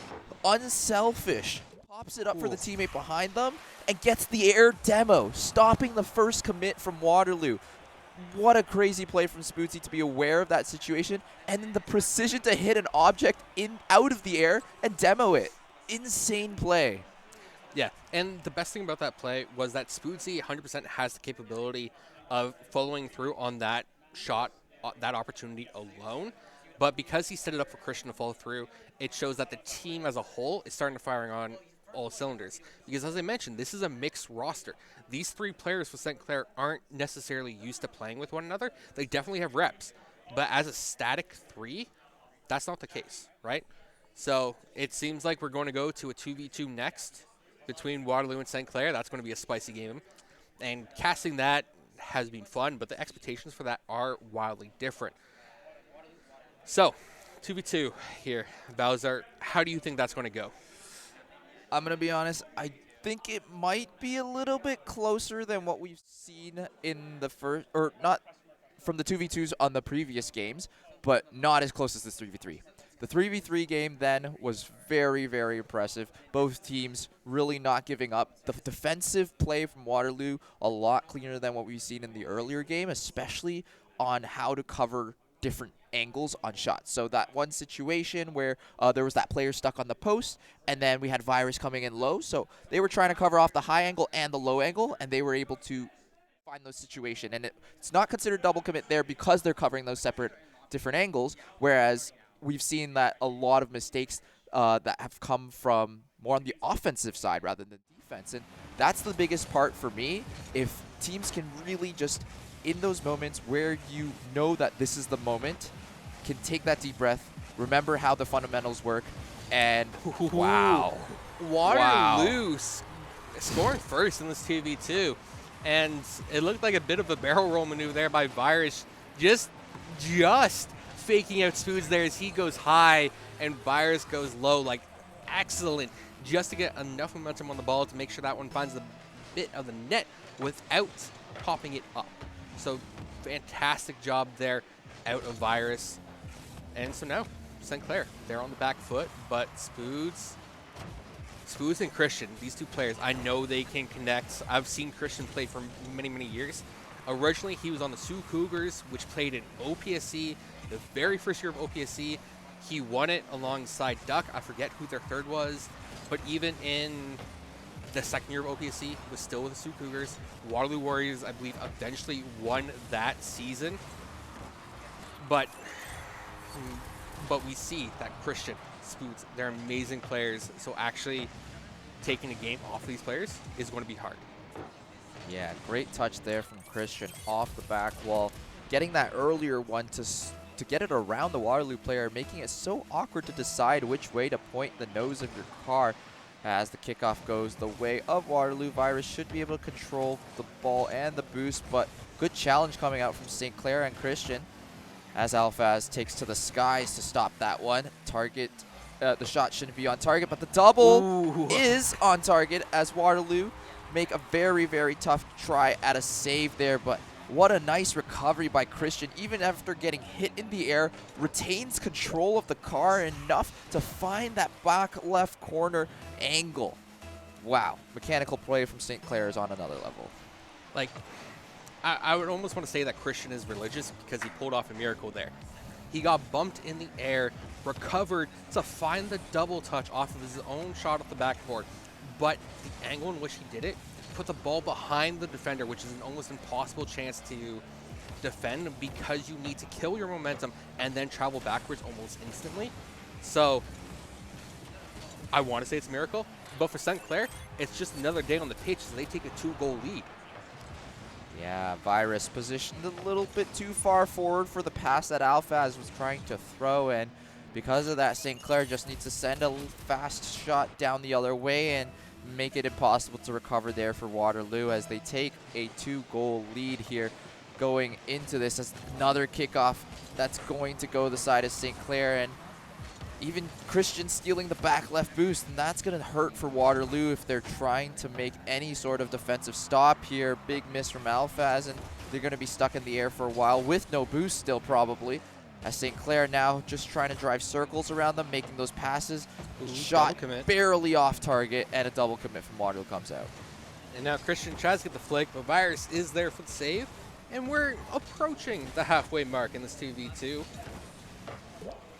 And as I say approaching, well, we are approaching a pretty significant lead for St. Clair as they get 3 goals. Now, with it being 2v2, scoring can happen pretty quickly. You can rack up the score easier because there's fewer bodies to defend, right? And so a 3-goal lead, while significant, isn't game-changing or game-ending yet. I would definitely say in 2v2s, a 5-goal lead, you're probably safe, right? We saw, I think in Conestoga versus Lore, it was a 6-goal lead at one point, and that was almost unrecoverable. But now, 4-goal lead for St. Clair. Waterloo, they're in dire straits, I would say.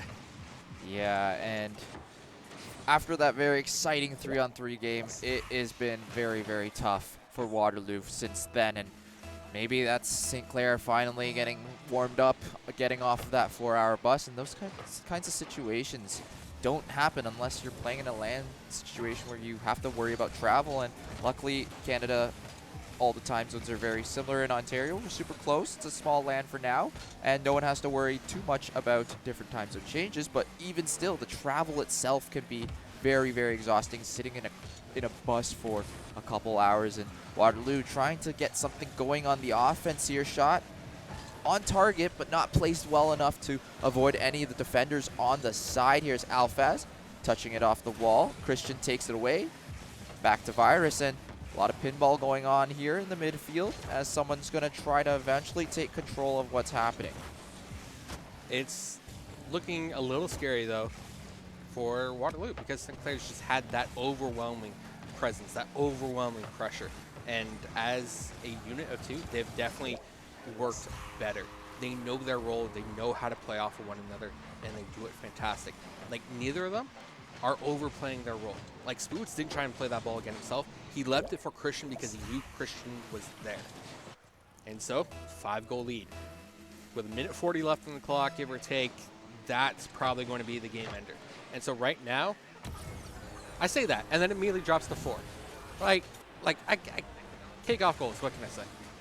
Yeah, and those happen sometimes, and you just got to chalk it up to the next goal. Don't worry about this one, especially when St. Clair has such a dominant 4-goal lead. And I just want to talk about the goal before. I still didn't get a chance to, as they've been scoring so fast, but Christian, really excellent shot placement. That is one of the big things I've noticed from Christian. Very, very precise and accurate on where they want to shoot that ball. Nice fake from Spootsy.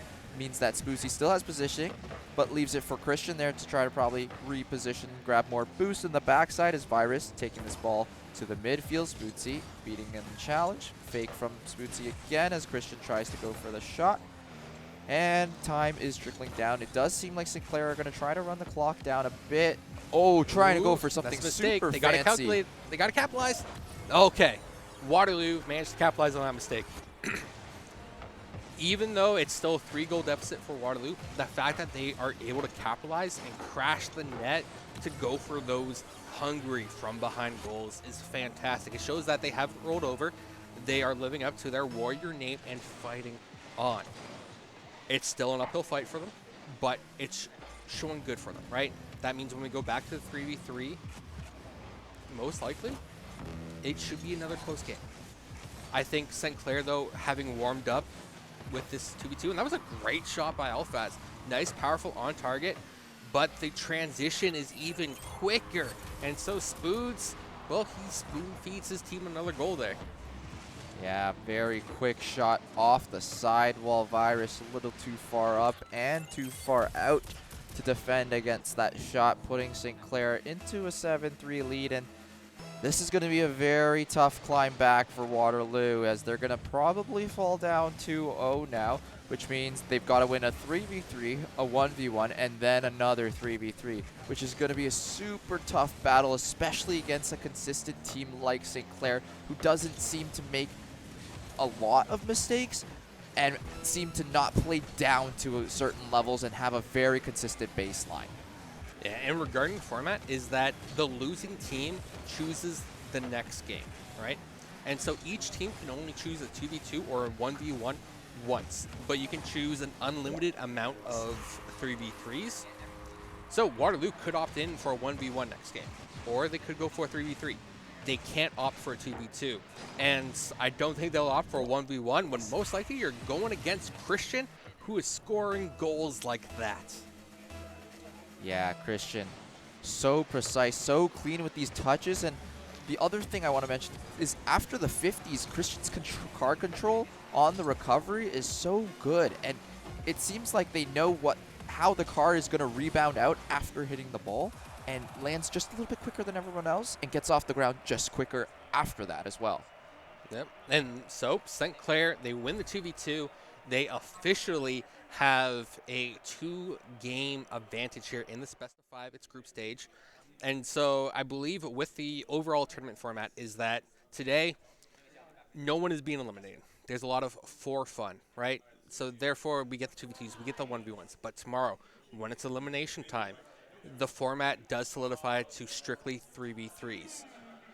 So it is shaped after the Gamers 8 tournament, which was recently held. But it's going to be interesting.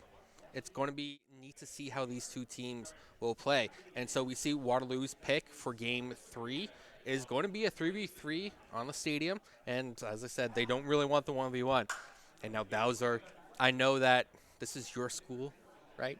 I can see you feeling a little bit down. Your energy's come down a little bit. How are you doing? What do you think Waterloo needs to do to get back into this series? I think this was the right choice going back to the 3v3, as the 3v3 game was much closer than that 2v2 situation. And the biggest thing I need to see is the capitalization. There were situations where Waterloo was handed a goal on a platter in front of the net and just slightly miscalculated the angle needed to hit the ball at. And if they can find those situations and not miss those opportunities, there might be a chance for them to take St. Clair in this game. All right, here we are then. Game 3, do or die. And Waterloo, you have confidence that they can do it. They can push it to a Game 4. I don't think they can win the series, though, but Game 4 does seem reasonable here. But that does mean they have to overcome the likes of St. Clair, like Nitrous, Christian, Spoods. Each of these 3 players are capable of making the showstopper play to be able to carry a game by themselves. We saw Christian do it. We saw Spood be the team player. And Waterloo, they haven't quite had that same synergy. But as you said, if they can capitalize on the mistakes, on the chances that they're given, they can take games off of St. Clair. I 100% believe that with you. And so far, St. Clair is being kept scoreless here in this first minute. Yeah, Waterloo on the defense here, front post, but the ball is going to be cleared out. Alphas has control, but not quite able to put a shot on target. It does center out by a little bit of a mistake from St. Clair, and just like we said, this time Waterloo capitalizes. Yeah, Wally taking the lead for Waterloo right now, and that was almost saved.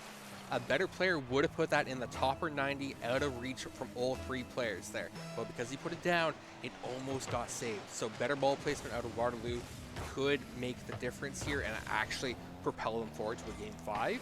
But there's still a lot of game to play here in this Game 3. They have the lead, but there's still 3:40 left in the clock. It's not going to be an easy win. And right now, that's Nitrous with an open net, but hits the near post. Christian can't find his own double tap there. And so Waterloo, they have the transition to, or the chance to transition out. And now Virus looking for a centering play, but no one's there, so Alpha is a little bit slow, gets beat by Christian. Christian, he's eyeing a shot on net. Virus with the save, and Virus is coming up huge for Waterloo. Yeah, Virus actually pre-jumped that save, knew that that shot was not going to go bottom shelf, and excellent individual play there from Waterloo to keep them up 1-0 so far, but this clear is a little bit short. Nice pump from Virus on the rotation. 50 from Wally. That's going to go straight up and down as Spootsy's not going to be able to get it, and it's still bouncing, and Nitrix is going to take this one all the way to the front of the net as Spootsy tries to come in from behind and lift that shot into the upper right corner. Christian trying to play it off the ceiling on an individual play, and Alphaz gains control to Wally as they clear that ball out and try to restock on their boost for the next defensive play. One thing that Waterloo has done fantastic this entire series has been their physicality. They've bumped St. Clair time and time again, forcing odd positions, odd opportunities. But credit where credit's due, St. Clair, they know how to recover. We saw that earlier with, I think it was Christian, when he got bumped up, found his double touch for the game ender there. Still, the physicality out of Waterloo is great. It's one of their positives right now. It's something that they can rally behind that's working for them. They do need to chain together these small wins, these small positives, into the larger wins, the bigger positives, if they actually want to make ground. But right now, with 2 minutes left on the clock, Waterloo is still up 1-0. They are fighting back. They're being warriors as best they can with their little dinky RC cars, right? They're still fighting.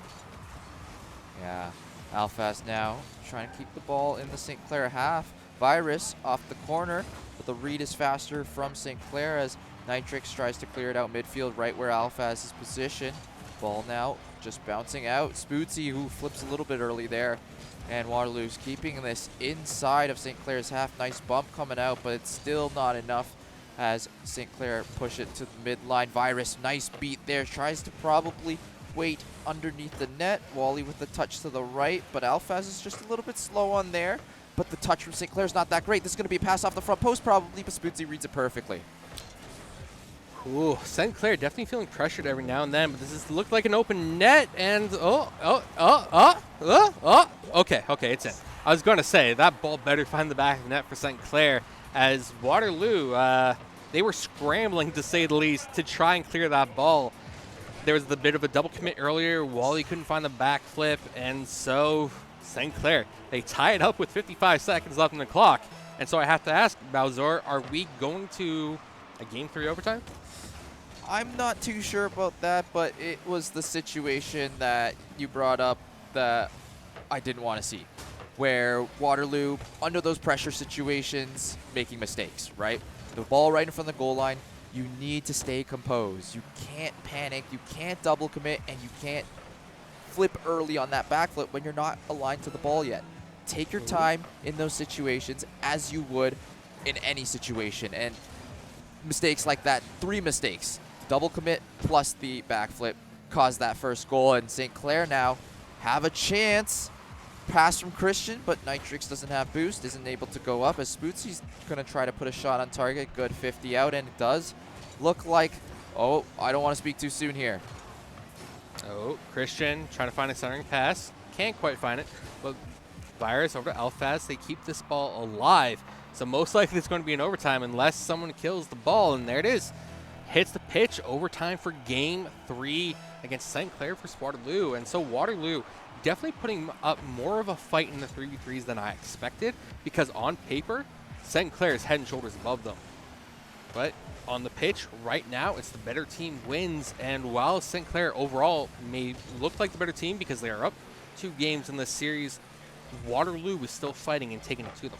Just the fact that they've forced out back-to-back overtimes in the 3v3 mode shows well for them. And oh, that was a great shot by Spoods, but a better save by Virus. Wally with the clear. And now you can see that the pressure is getting ramped up ever so slightly by St. Clair. Yeah, Christian, pass off the sidewall. Spootsy puts it on target. Nice save by Alphaz, even though the shot placement was very, very well done. Another shot attempt there as it hits off the crossbar, and Christian reads it perfectly, finishing it and dropping it down as St. Clair able to take that 3-0 against Waterloo here, showing exactly how dominant they are and why they are the favorites to win this whole thing. Yeah, seeing Christian there, he was flying straight towards the net, and then he knows that, or maybe not knows, but reacts to that ball going to the far side. And you can see his car turn in the air, and it felt like he was Superman, where he just took off to get that stretch goal to knock it back in, and it does just trickle across the goal line there. And so Waterloo, they lose to St. Clair in a quick 3-game fashion. It was a sweep, but credit where credit's due. St. Clair did a fantastic job. They won 2 3v3s. They won the 2v2. Christian, Spoods were on point. Nitrix seemed a little quiet, but I do think that he will pop off later on in the tournament for sure. There's no way that every member of St. Clair will be that quiet. But for Waterloo, right, they're down in a series now, right? They got 2 more series to play today. And I think that with their showing right now against St. Clair, they're making a case that they could potentially win this, which is fantastic. It means that this will be a competitive tournament. Yeah, I agree 100% with what you're saying. This is just day 1. And if day 1 they look already this good, maybe they go back to the drawing board after tonight, make a little bit of adjustments here and there, stop Christian and tomorrow they might be the #1 favorites if they can really clean it up and St. Clair don't go to a different place tomorrow. So really excited to see more Rocket League action. As quick shout outs to our sponsors. Thank you so much, Esports Waterloo Region or Waterloo Region Esports Commission, Pinup Arcade Bar, Esports Canada Post Secondary, and as well Conestoga, Condors, and the Warriors Esports for making all of this happen. We've got more Rocket League action coming up next with Windsor and Conestoga A, so don't go anywhere. This time it's going to be a little bit quicker, no buses to wait for, so we'll see you guys very, very soon.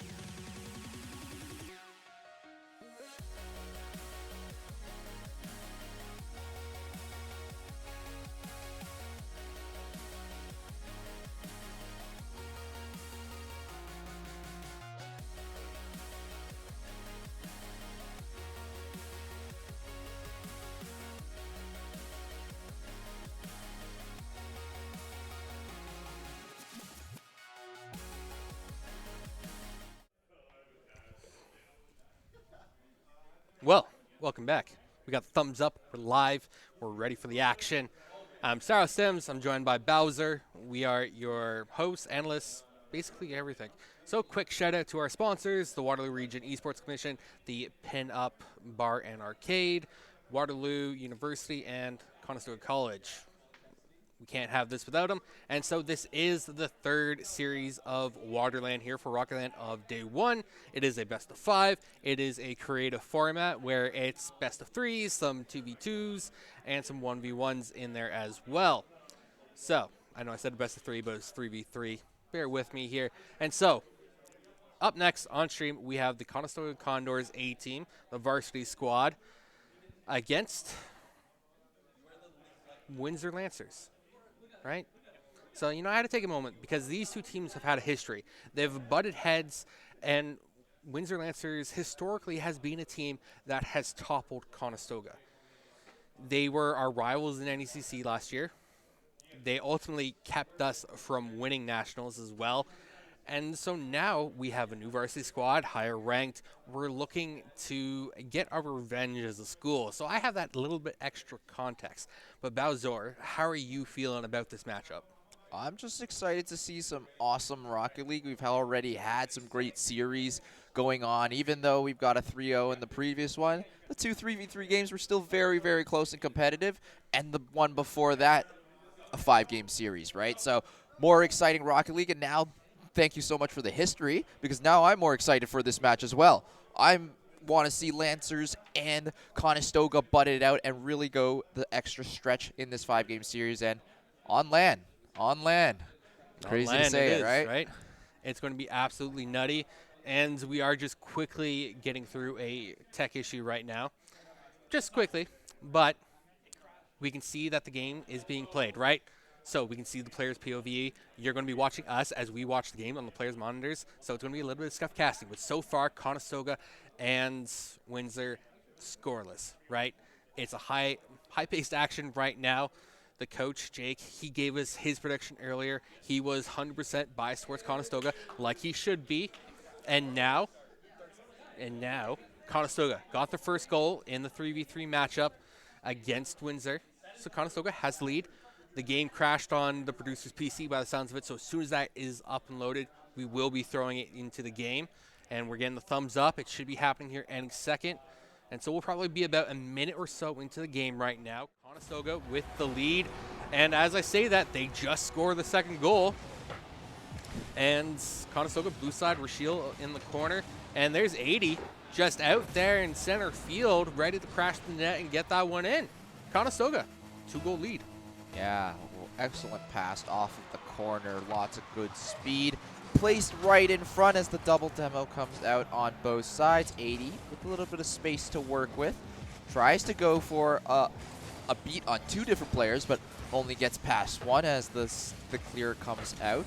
Windsor tries to challenge this. That's going to be Apps trying to play it off the backboard, but all the way to 80 as Chunk puts it back to 80. Almost looking for a pass to Rashiel. Windsor, successful defensive rotation there as Void pushes the ball up the pitch to challenge 80 in the blue half. So on paper, these two teams look fairly similar. The level or rank difference is negligible. Right now, Chunk is an SSL and Thermalex is a GC3. Yes, when you account for actual MMR, that could be a canon, or a canyon gap, I should say. But on paper right now, they look comparable. They seem pretty comparable right now. But overall, I think Conestoga has the experience, and they've definitely leveled up this year compared to last. And 80 and Rashiel are both new members to the team. 80 comes from the Indian scene where he was a rank X, where he did try it out for RLCS, does have that Liquipedia page, right? There is that veterancy on Conestoga. And Thermal Rex, I know, has been around for Windsor. But without Zeno, Windsor are without their star player. Yeah, and in this situation here, Conestoga trying to pile in the shots. 80 challenging in the midfield. Ball going all to the Conestoga half. Chunks tries to play it off the corner, but that's going to be a pass from Apps as Thermal Rex tries to control and get the shot off. No double commit from Conestoga, which Oh, it's means off the inside of the there could crossbar. be a chance, but Thermal dunk Rex it. can't shoot it in, but it's an actual pass to Abs as he finishes off that play with the shot on that top corner. It looked like Conestoga was on the back foot there, but it seems that Windsor was able to put that shot in at the end of all of that. Conestoga now up still 2-1, 2:24 left to go as the kickoff is to Conestoga. All right, Conestoga, they like looking for that centering pass before they actually make the shot. Windsor, I haven't quite seen their identity yet so far, but they were able to capitalize on Conestoga mistakes. Chunk trying to kill that one from net. 80's not able to get that one in. I won't chalk that one up to a whiff just yet, but that was a defensive whiff by Rashiel, but luckily, it stays out of the back of the net there as Void had a shot. Didn't quite matter. Now Apps turns, gets demoed by 80, and the physicality out of Conestoga is there today. Yeah, Void, pass to Thermal Rex, back to Void, off the backboard. Nobody's there though. Chunk should be able to control with nice fake control, but no boost. 80 does come in from behind, but not the angle that 80 probably wants as that pass goes down to Rashiel. Excellent play there by Conestoga. The 1-2-3 punch. This was all set up by 80 though. Watch this pass as it comes down right outside the arc and slicing across that and getting that right into the bottom right corner. Good shot placement. Great play from 80. Yeah, player's not even phased by that play, but the coach, he's happy, he's clapping his hands. The old man who yells at clouds, well, he's given other reasons to yell. And 80, he's not whiffing today, apparently. Yeah, another great play. Chunks from the sidewall, across the pitch, 80 right there on the receiving end. These passes from Conestoga, every single one on the money. No car needs to slow down for these passes as the ball just falls right in front of them as they're flying at supersonic speeds. Oh, Chunk, Void with the save though. 80 trying to follow through, just keeps it in that corner for safety. Thermal Rex coming out, trying to make a solo play, but the ball gets ahead of him. Chunk with a quick cut there. Apps gets a decent challenge, at least puts in the corner. 80 off the backboard. Thermal Rex, he pops that one up just to get it away from the net, even for a moment. But with a minute on the clock, Windsor Lancers, they're 3 games down. And so far, it feels like their Lances are made out of balsa wood. Yeah, 3 goals down indeed as 80 tries to put another one in front of the net for Chunk to put on target. And now transition to offense. Let's see if they can get anything started, maybe carry some momentum into the second game. But not even a shot onto target. The passes just can't get connected with Conestoga cutting off all these angles to try to make anything successful happen. This ball now just pinballing back and forth in midfield once more. Big stalemate here. It's a stalemate, but that just means that Conestoga is winning it because with their 3-goal lead, they don't need to score more, right? They just need to run down the clock, and if they're able to run down the clock, that's a win in their book. So Windsor has to be proactive, and a stalemate means death for them. And with that clock hitting 0 seconds, the ball needs to hit the pitch. But Conestoga, they want to put up one more goal. Can't quite do it, but either way, Conestoga varsity, they win game 1 in this best-of-5 series, and now it will be up to Windsor Lancers to choose the game mode for game 2. What do you think? Is it going to be a 2v2? Let's take a look here. So based off the ranks, I want to say that they will probably go to a different option. Definitely not going back to the 3-on-3. Maybe the 1-on-1. Maybe the 1-on-1 seems like a good pick here. Windsor Lancers does have a Grand Champ 3 player, and so does Conestoga A. And Conestoga A actually has 2, I believe. Yeah. With one being that's an SSL. Okay, so that means that regardless, it's going to be a tough match. So we're going to still wait to see what they're going to go to here. What do you think? Well, I think we had official confirmation. We're just waiting for it to trickle through the pipework. But it is going to be a 2v2 scenario here. So Windsor has opted for that. Conestoga. Honestly, I'm not sure who Conestoga is going to field for this because Rashiel, I know, is not a ones player, for instance. I know some of our other players also don't prefer the ones or the twos. They've actually had to grind up those ranks just to work on those individual skills because they focus so much on the teamwork, on the team activities. So a 2v2 could actually be an opportunity right now for Windsor Lancers to strike back, get a game off of Conestoga. But if Conestoga, if they can solidify themselves here with a game to win in a 2v2, I think that just, it's going to look good for them. It's going to prove their case that they're going to be one of the favorites to win this tournament or at least compete at that top. Okay, so we'll see how this one turns out here. But before we get into this match, we'll do a couple more shout-outs to the sponsors again. Pinup Arcade Bar, Esports Canada Post-Secondary, Waterloo, Conestoga, and of course Waterloo Region Esports Commission for making all of this possible. And thank you so much, Cyro, too, for making me not the only caster, because I know that Waterloo historically has only been one or two casters, and most of the time solo casting is tough. So making this LAN experience an awesome experience, just like the previous one, and the players should hopefully be getting into the game very, very soon, or if not, are in game already, as we are going to be going to this 2v2 game mode between the two. And there we are. All right, so we have Void and Apps against Rashiel, and who else is it? Come on, show me who else it is. Based on headsets, I'm going to say it's 80 and Rashiel, which is kind of interesting. They've chosen not to play Chunk, which is fair. And so 80 trying to crash the net there. Void now with an opportunity, but couldn't quite control the touch. And so Conestoga would say get off lightly there. Apps trying to make a fancy play. Rashiel, he's going to put that one right on target. Void pops it up. Now Rashiel steals the corner boost. And that's one thing that's huge in 2v2 is boost management as well. There are more pads available to you, but also you can just get perma-demoed. Luckily, the respawn is on point for Apps. You can even say it was an aptly respawn point. Something like that anyways. And 80 now, controlling it. But good contest there from the side of Windsor, and that ball is going to dribble out towards the midfield. Void not ready for the speed of that pinch in that 50, but Rashiel is ready for Void's touch towards the center from the side wall. And once again, back to the stalemate, but a true stalemate this time, as we've have a 0-0 score so far in this 2v2 game, but not the best touch from Apps here, and this might be a situation where Conestoga might be able to capitalize, but luckily the bounce right in front of App to clear that one back to the corner, but still on offense is Conestoga, as that shot barely off the mark there, and Apps controls.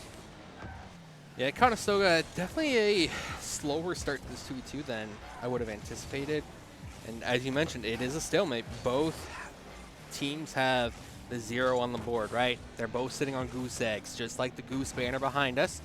It's being changed now. Now we have the nice Waterloo backdrop. Before it was a bunch of geese, and those geese are scary, and that's going to be Rashiel with the head goal, and with the pace of this 2v2, that one goal could mean the entire difference. Yeah, and that was just an excellent read by Rashiel, and a little bit of mishandling on the side of Windsor. Probably wanted to flip off the wall into the ball, but misses it barely, and Rashiel reads that perfectly, seeing that whiff was going to come out, and gets there before the other player from Windsor was able to take the pass, and putting them up 1-0 now, as now Windsor's trying to go on the offense. Rashiel transitioning their defense to offense, cuts past Void, just Apps on the back wall now, but just enough of the boost to get to that one, as 80 wins the challenge. Void right there to send it right back, trying to look for an angle on this shot, and that angle is pure as it finds the top right corner. 1-1. As you said it, that was a pure angle. It was beautiful by Void. He found the void in the net to put it to, and that was right above Rashiel, as going vertical can be some of the hardest angles to save. There was a lot of room in front of Rashiel there that maybe Void could have done with, but putting it right above is always a tough one. But Conestoga answers off the kickoff there. Rashiel doesn't like being beat anyway, so he manages to get another one for himself. And oh, that's just unlucky. Apps had a piece of it, but the momentum from Rashiel is what carried him through that. Yeah, just an unlucky bounce in that situation as it puts you closer to that ball while Rashiel gets a little bit of a run up to get that shot off and a little bit of momentum. There's a demo, but shouldn't amount to too much here as the spawn is good and the block from Apps should give ample time. But now Double Void touch. sitting in the middle of the net. Oh. Nice pre-jump to read the angle from 80. Not too many options 80 had there, but the offensive pressure is still going as Void tries to make this clear, and 80 keeps the ball in play. And Windsor should be starving on boost right now. Definitely, 100%. That they're surviving on the small boost pads right now, and Conestoga, you can tell, is kind of running the map around them right now. And so if Windsor can get a good clear, pick up the larger boost pads, then they can look to transition. But right away, 80 with a great challenge. Now Apps with an even better pinch to send that one deep, and Rashiel puts that one back out for Apps, but 80, he's there to cover Rashiel's poor touch. And that one, it's just going to trickle across the pitch into the net. And 80 with good placement there. Yeah, the initial shot placement from Windsor right in the center of the net makes it so that it was an easy touch for the side of Conestoga to make that pass play. And the long distance shot from deep behind that three-point line gives them a goal and puts them up 2 goals now. So kickoff is pretty even here. Shouldn't be any goals immediately as 80 is able to make that save. Good angle, should control the boost. Maybe an air dribble too if 80 can set this up properly. Not quite, but goes off the he gets it over ceiling them. instead. The bounce should be too high. Void has been excellent on defense for the Lancers. He stuffed so many opportunities, and with 80 getting that one over the attacking Windsor player there, I thought for sure that one would have been in, but Void with the save coming back to the net was absolutely crucial. Now 80's trying to come off the backboard for his own highlight play. And so far, we've only really seen highlight plays from... Okay. I was wondering what happened there. Maybe a server glitch or like a ghost contact? That's what it was. But either way, stays out of the net. I don't think Conestoga was expecting that to happen either with how that one was able to be recovered by Void. And now Void off the inside of the post, and it's kept out. Whew. Wow. Not enough speed on that ball. Just on the goal line there. Rashiel, another save after the first pinch save. And he recovers the boost as well as Void is able to redirect that shot off the target. Tough angle from Rashiel. Goes straight to Apps. Should be able to dribble that out to the side and maybe pass that long to Void, who's going to take a shot at the bottom right corner. And Rashiel is too late to this one, which means that with 14 seconds remaining, Windsor has a chance. And 80 right there providing too much space for the Lancers to work with and set up that shot while Rashiel was trying to rotate back. Ultimately, I would say a mistake by the Condors. But you never know, right? That could be on paper the best positioning for you. But now, dying seconds, Conestoga, 1-goal lead. 80 has the ball on his hood. He flicks it up, doesn't get to pass Void, who's being, as I said, a monster on defense. The ball rolls to a stop on the pitch. Conestoga, they pick up the win in Game 2 of this best of 5. Yeah, and Windsor had an opportunity there in those closing seconds. There was a 50-50 scenario on defense where they had to either read for the pass going down or the shot on target, and the defensive read from Conestoga was perfect there. Knows that they were going to try to go for the pass and the fast shot rather than the immediate shot, and the low coverage stops that play from happening. And that small decision puts the Condors up 2-0. Now, the question here is, are the Lancers able to bounce back?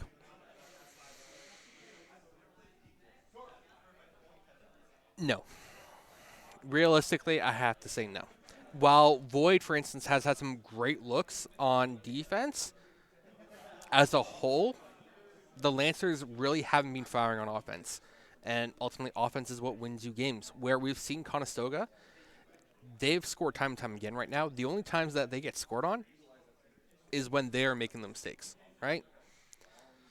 So if Conestoga cleans up their play even a tiny incy bit better, then I think they could completely shut down Windsor. Windsor, if they need a way to get back into this game, it's going to be through forcing errors on Conestoga's behalf. So we are going to go back to a 3v3. It's going to be on the same map on the stadium. So we're seeing the thumbs up occur. We see the coach rocking a beautiful cardigan or whatever that thingy is. And so You the 2v2 was a closer match than the 3v3. Why do you think? Oh, Windsor's not able to go back to the 2v2 after they selected it. So Yep. that means the only options they had on the table were the 3v3 and the 1v1, and they've Yep. opted to go for that 3v3 again. So it's going to be underway very, very soon, but it's going to be very, very tough for the Lancers to try to come back and win this, as after they take them down once, 2 more maps to go through. Yeah, it's going to be tough. I know Game 3 is about to be started. And so, you know, as I said, about to start. We're 11 seconds in, and Conestoga's already scored a goal. Right away, they're firing on all cylinders, and this is what I want to see out of Conestoga, right? They're coming in, they're being proactive, and they should completely shut down Windsor Lancers. But Thermorex, he is going to get this one. Couldn't quite find the shot from midfield there, but that's going to be an open net for Void, who puts it high. And that could be an opportunity that costs Windsor the game, because opportunities for Windsors are not forthcoming. The Lancers are not striking true, where Conestoga, they're finding ways to get the ball at least towards net, if not in the net. Both teams have had a lot of demos, though. Yeah, and the demos are so important. It's the only real way to try to force rotations to panic, play faster or slower by stopping a player to out of the entire game. And once again, Conestoga with the pretty passing. Chunk to 80, 80, back down to Rashiel. And that target is wide open on the right side. Anywhere placed on that right side would have been an easy a goal. And on target, very nice pass right in the slot. So if I was going to advocate for Windsor to give them any coaching advice, it would be take away that centering pass from Conestoga. If you can adapt to that, take away that centering pass, you shut down Conestoga's largest weapon, we'll say, because Conestoga loves to find that centering pass. Where we saw St. Clair striking down through the middle. Ooh, the Chunk with a rocket of a shot. And that's 3 goals for Conestoga. Yeah. 80 drops the Chunk, and oh, it was beautiful. The awareness from 80 to know exactly where the teammate is, even if they're not on camera, was phenomenal.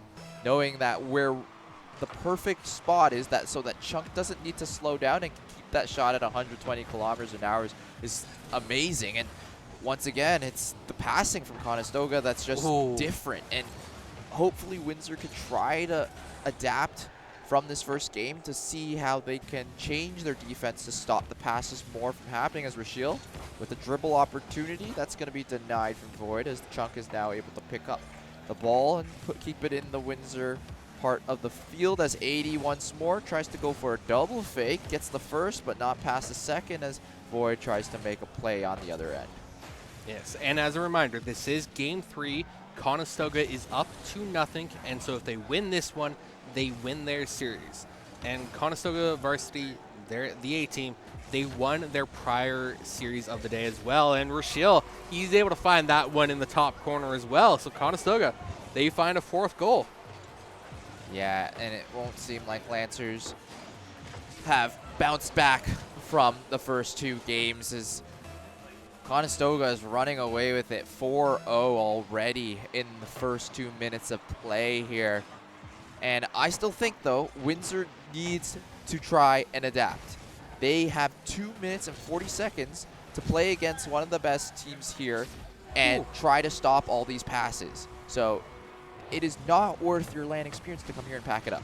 And I want to see Windsor communicate with each other and figure out what they can do to step in between the ball and the net right now.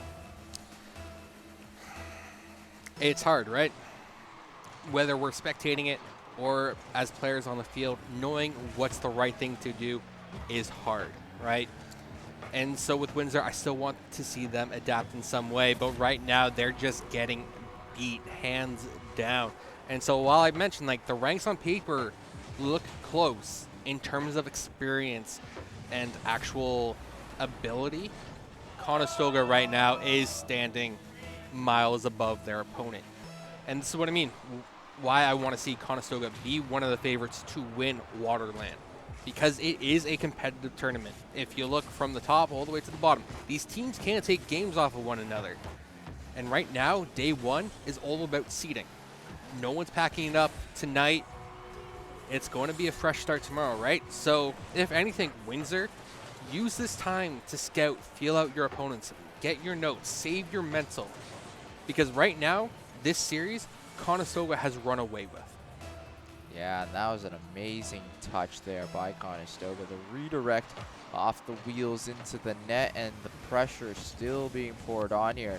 Thermal Rex, though, able to stop that shot, but the ball is still in that half as Conestoga are keeping up the pressure, but Windsor finally getting onto the offensive half. Ooh. Ooh. And as soon as you say that, Conestoga transitions it right back. 80, he's going to look for someone here. I think Rochelle maybe would have been the closest person. Chunk was sitting a little bit too far back to be a viable passing target there. But Chunk picks this ball on the backboard and beats Thermal Rex on the challenge. Apps, though, wins it back, and this could be an opportunity for Windsor. And, oh, they get robbed by the post. Thermal Rex can't quite put it on target. Sucks missing opportunities like that. So now Conestoga trying to prepare for a strike or a transition out, but instead, Windsor's actually finding momentum here in the last 90 seconds of this game. But Chunk over to Rochelle. Rochelle's going to drop it back down for Chunk. Chunk pops it back up, and 80 down to Rochelle. And I think at this point, Conestoga, they're running the clock at this point. That is what they are doing. So Windsor definitely finding more opportunities because Conestoga is giving them more opportunities by trying to run the clock. Yeah, and with just under a minute to go, the ball going to be just passed around here. Windsor is going to try to find any opportunity they can to get that one goal and stop the shutout from happening. As Apps losing that 50 right in front of the net, and 80's right there to capitalize, not laying down and not alleviating any pressure off of Windsor, trying to rack up that score as much as possible. Really crush their mental, and if they play again tomorrow, Conestoga A is trying to send a message to the rest of the teams. There is no mercy on this field. It is going to be brutal out here one way or another, and tomorrow is going to be the scrap here of the days, 100%.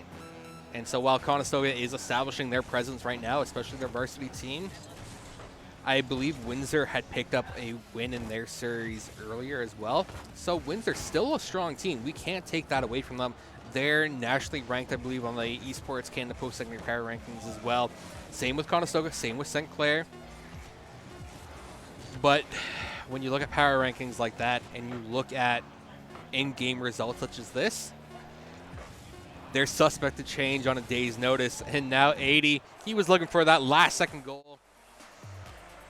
Doesn't find it, though. That's okay because Conestoga, they had the brooms out. They were some feather brooms because they swept their opponents away with their wings as they flew higher. So they exchanged fist bumps. And so Conestoga win 3-0. Yeah, very good showing from Conestoga A. First time we're seeing them here, and another favorite to possibly win this tournament if they can get past St. Clair, get past Waterloo. And that's going to be a very exciting match to watch, so hopefully we might get to see that sometime today or tomorrow. But up next, we do have Windsor and Waterloo. And before that, we're going to go shoot it to a quick break. And don't go anywhere as we got more Waterloo action and more Rocket League action right here on the stream.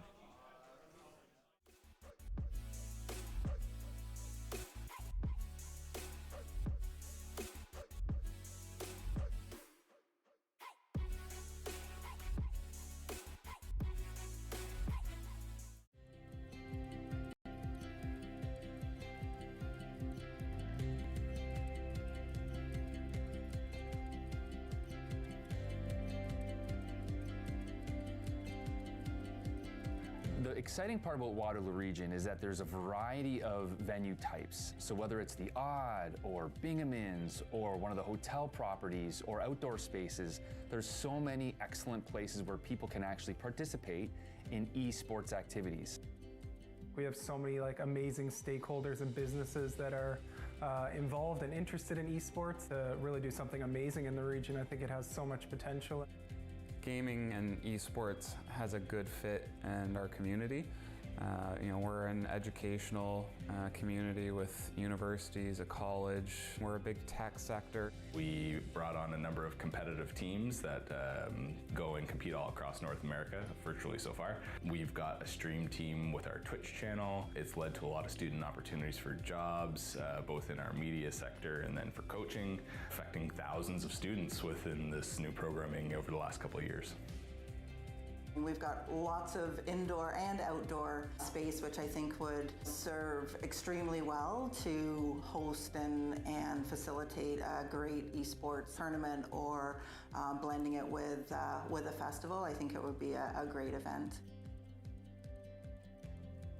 We have the urban-rural mix that everyone from larger cities are always looking for.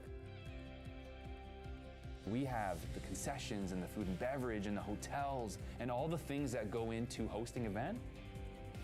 There are so many places to choose from in the region where people can not only engage and produce a show, but where the audience and the participants can receive the information and participate in. And I think that is what makes Waterloo Region so special. You're gonna find that there's a genuine excitement for hosting esports here in the Waterloo region.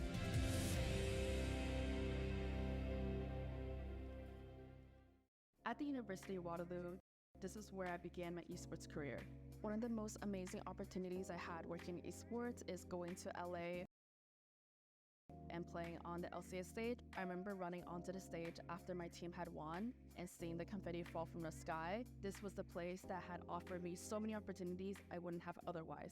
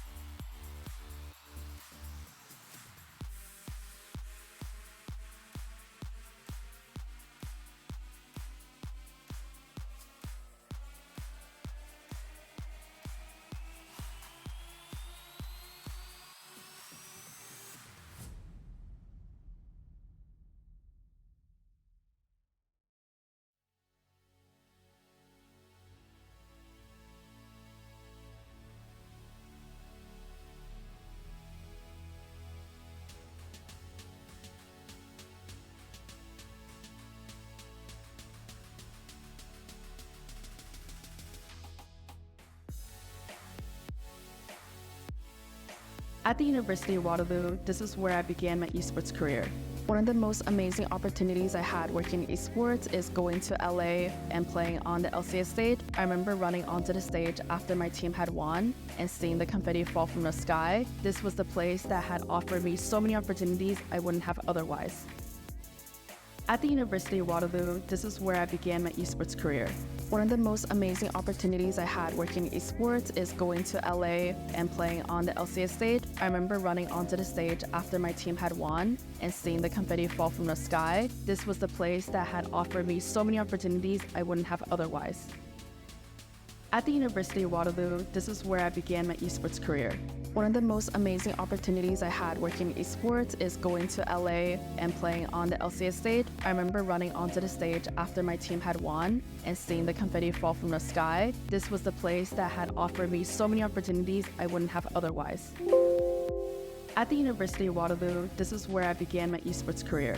One of the most amazing opportunities I had working in esports is going to LA and playing on the LCS stage. I remember running onto the stage after my team had won and seeing the confetti fall from the sky. This was the place that had offered me so many opportunities I wouldn't have otherwise. At the University of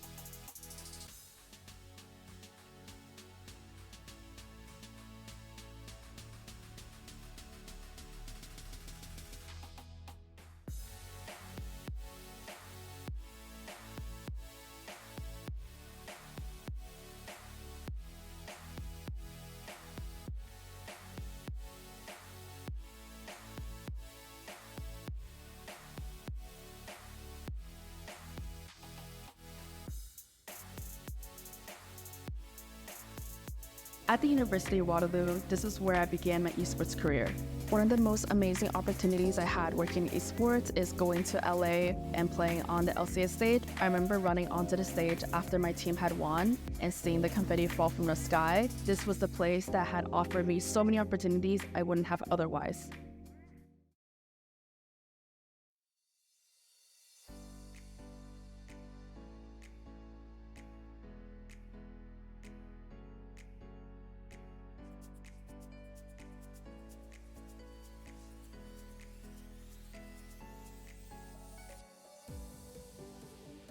At the University of Waterloo, this is where I began my esports career. One of the most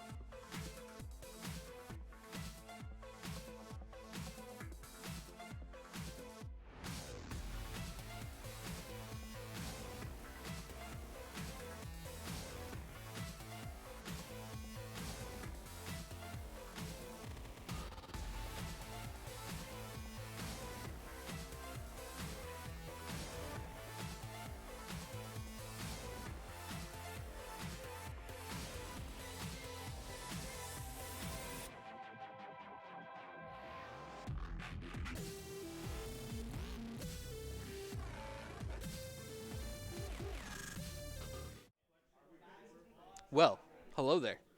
Thank you for joining us for this exciting evening of WaterLAN action where we have Rocket League. If you're interested in Valorant, then check out the Condors Esports stream on Twitch. That's where you'll see all those fun and competitive games because that is held at Conestoga. The Rocket League here is held at Waterloo University in the Student Life Center. It is fantastic. Campus is beautiful. And we are actually going to have a game featuring Waterloo up next. They are against Windsor Lancers, who were just on stream as well. And so both these two teams have a loss under their belt, and I definitely want to see them bounce back and take a win, get some momentum under themselves, feel good about it. Now, because of tournament play, because of timing, we are also moving down to a best-of-3 format instead of a best-of-5. With the tech issues and travel issues as well, for the sake of time, we are going down to that best-of-3. So 3v3, then a loser's choice, and then another 3v3 for the most part, right? And so, Windsor's on blue, Waterloo's on blue.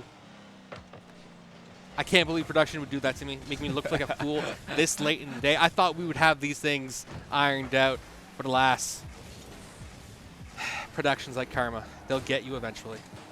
Yeah, and I'm so excited to see this one as both teams, as you mentioned, have a loss under the belt. But this time around, for this matchup, Waterloo is the favorite team, and I want to see them show that, as Virus is the player to definitely watch. Lots of mechanical prowess on that player, as well as the fundamentals are super solid. Nice read there from Alphaz to wait for that instead of overcommitting there and probably getting beat if they went for that. But Virus actually not the greatest of touches as Apps tries to center it off the top, and Thermal Rex needs to repass that one as the angle's too tough to make the shot. Void tries to play it off the corner now, but Alphaz is right there. That's a great boom. That might corner down as Alphaz almost gets that read, but in comes Waterloo as Virus puts that shot onto target, and Thermal Rex still able to make the clear, and the pressure is just not relenting as Waterloo, one after the other, cycling in that rotation. Doesn't seem like there's an end to them. Okay, so I was right, because the Virus, orange, is Waterloo. Waterloo scored, so therefore the overlay is still reversed. So Waterloo is orange right now, not blue. Keeping track of players right now is always a handful. I've always said that keeping track of players is like trying to herd cats, right? You get one in lobby, but then you got to get the other 6 or 5, whatever it is, and trying to do that is just like herding cats. They run off, they do their own thing. Sometimes you can bait them in with a nice treat, and, well, here we are. Waterloo, they're treated to a second goal as Wally puts that one in off of a nice pass or dead ball by Virus. Yeah, that pass was awesome, as you said. Trying to show that they can go behind that ball, stop the ball with momentum. Maybe, I'm not too sure if they try to jump off the ball to stop it even more, but more than enough to trick the defender into committing there and trying to block a shot that never came from Virus. And that just means an easy shot for the next player in Waterloo. And like we said it, Virus making the plays already as Waterloo is leading this match 2-0 here. But Void with the chance to put a shot onto target, can't quite find the angle, but still putting on the pressure by stealing that corner boost and letting the next player of Windsor come and take that challenge. All right, Void putting that one low, but Wally's there. And so Virus, he's going to pick this one up in the corner. And right now, it's Waterloo in control of this game. And the other series going on right now that we can see is the Conestoga B team against St. Clair. And so it is 100% favored for St. Clair. But if the Academy squad can take any games off of St. Clair, they're going to be out partying till the cows come home, which would be for a long time. I don't think they have any cows, so it would be forever now. Of course, and very, very nice touch from Void there to try to redirect that one onto target, but not able to change the course enough to not let Waterloo save that one. And the ball's still there, though, for Windsor to try to get a goal there. Almost gets that fake to get past, but the pressure is still coming on as Void off the backboard. Anyone there to capitalize? Virus is first, but it's still not cleared deep enough for Windsor to stop the pressures. Wally puts it off the sidewall. Same situation. Windsor just recycling this ball over and over, trying to find a shot onto this target, but it's just passes off the backboard left and right that Waterloo keeps intercepting. And you can see that Windsor, they're looking for passing plays. They're looking for team coordination. However, they're not quite finding it.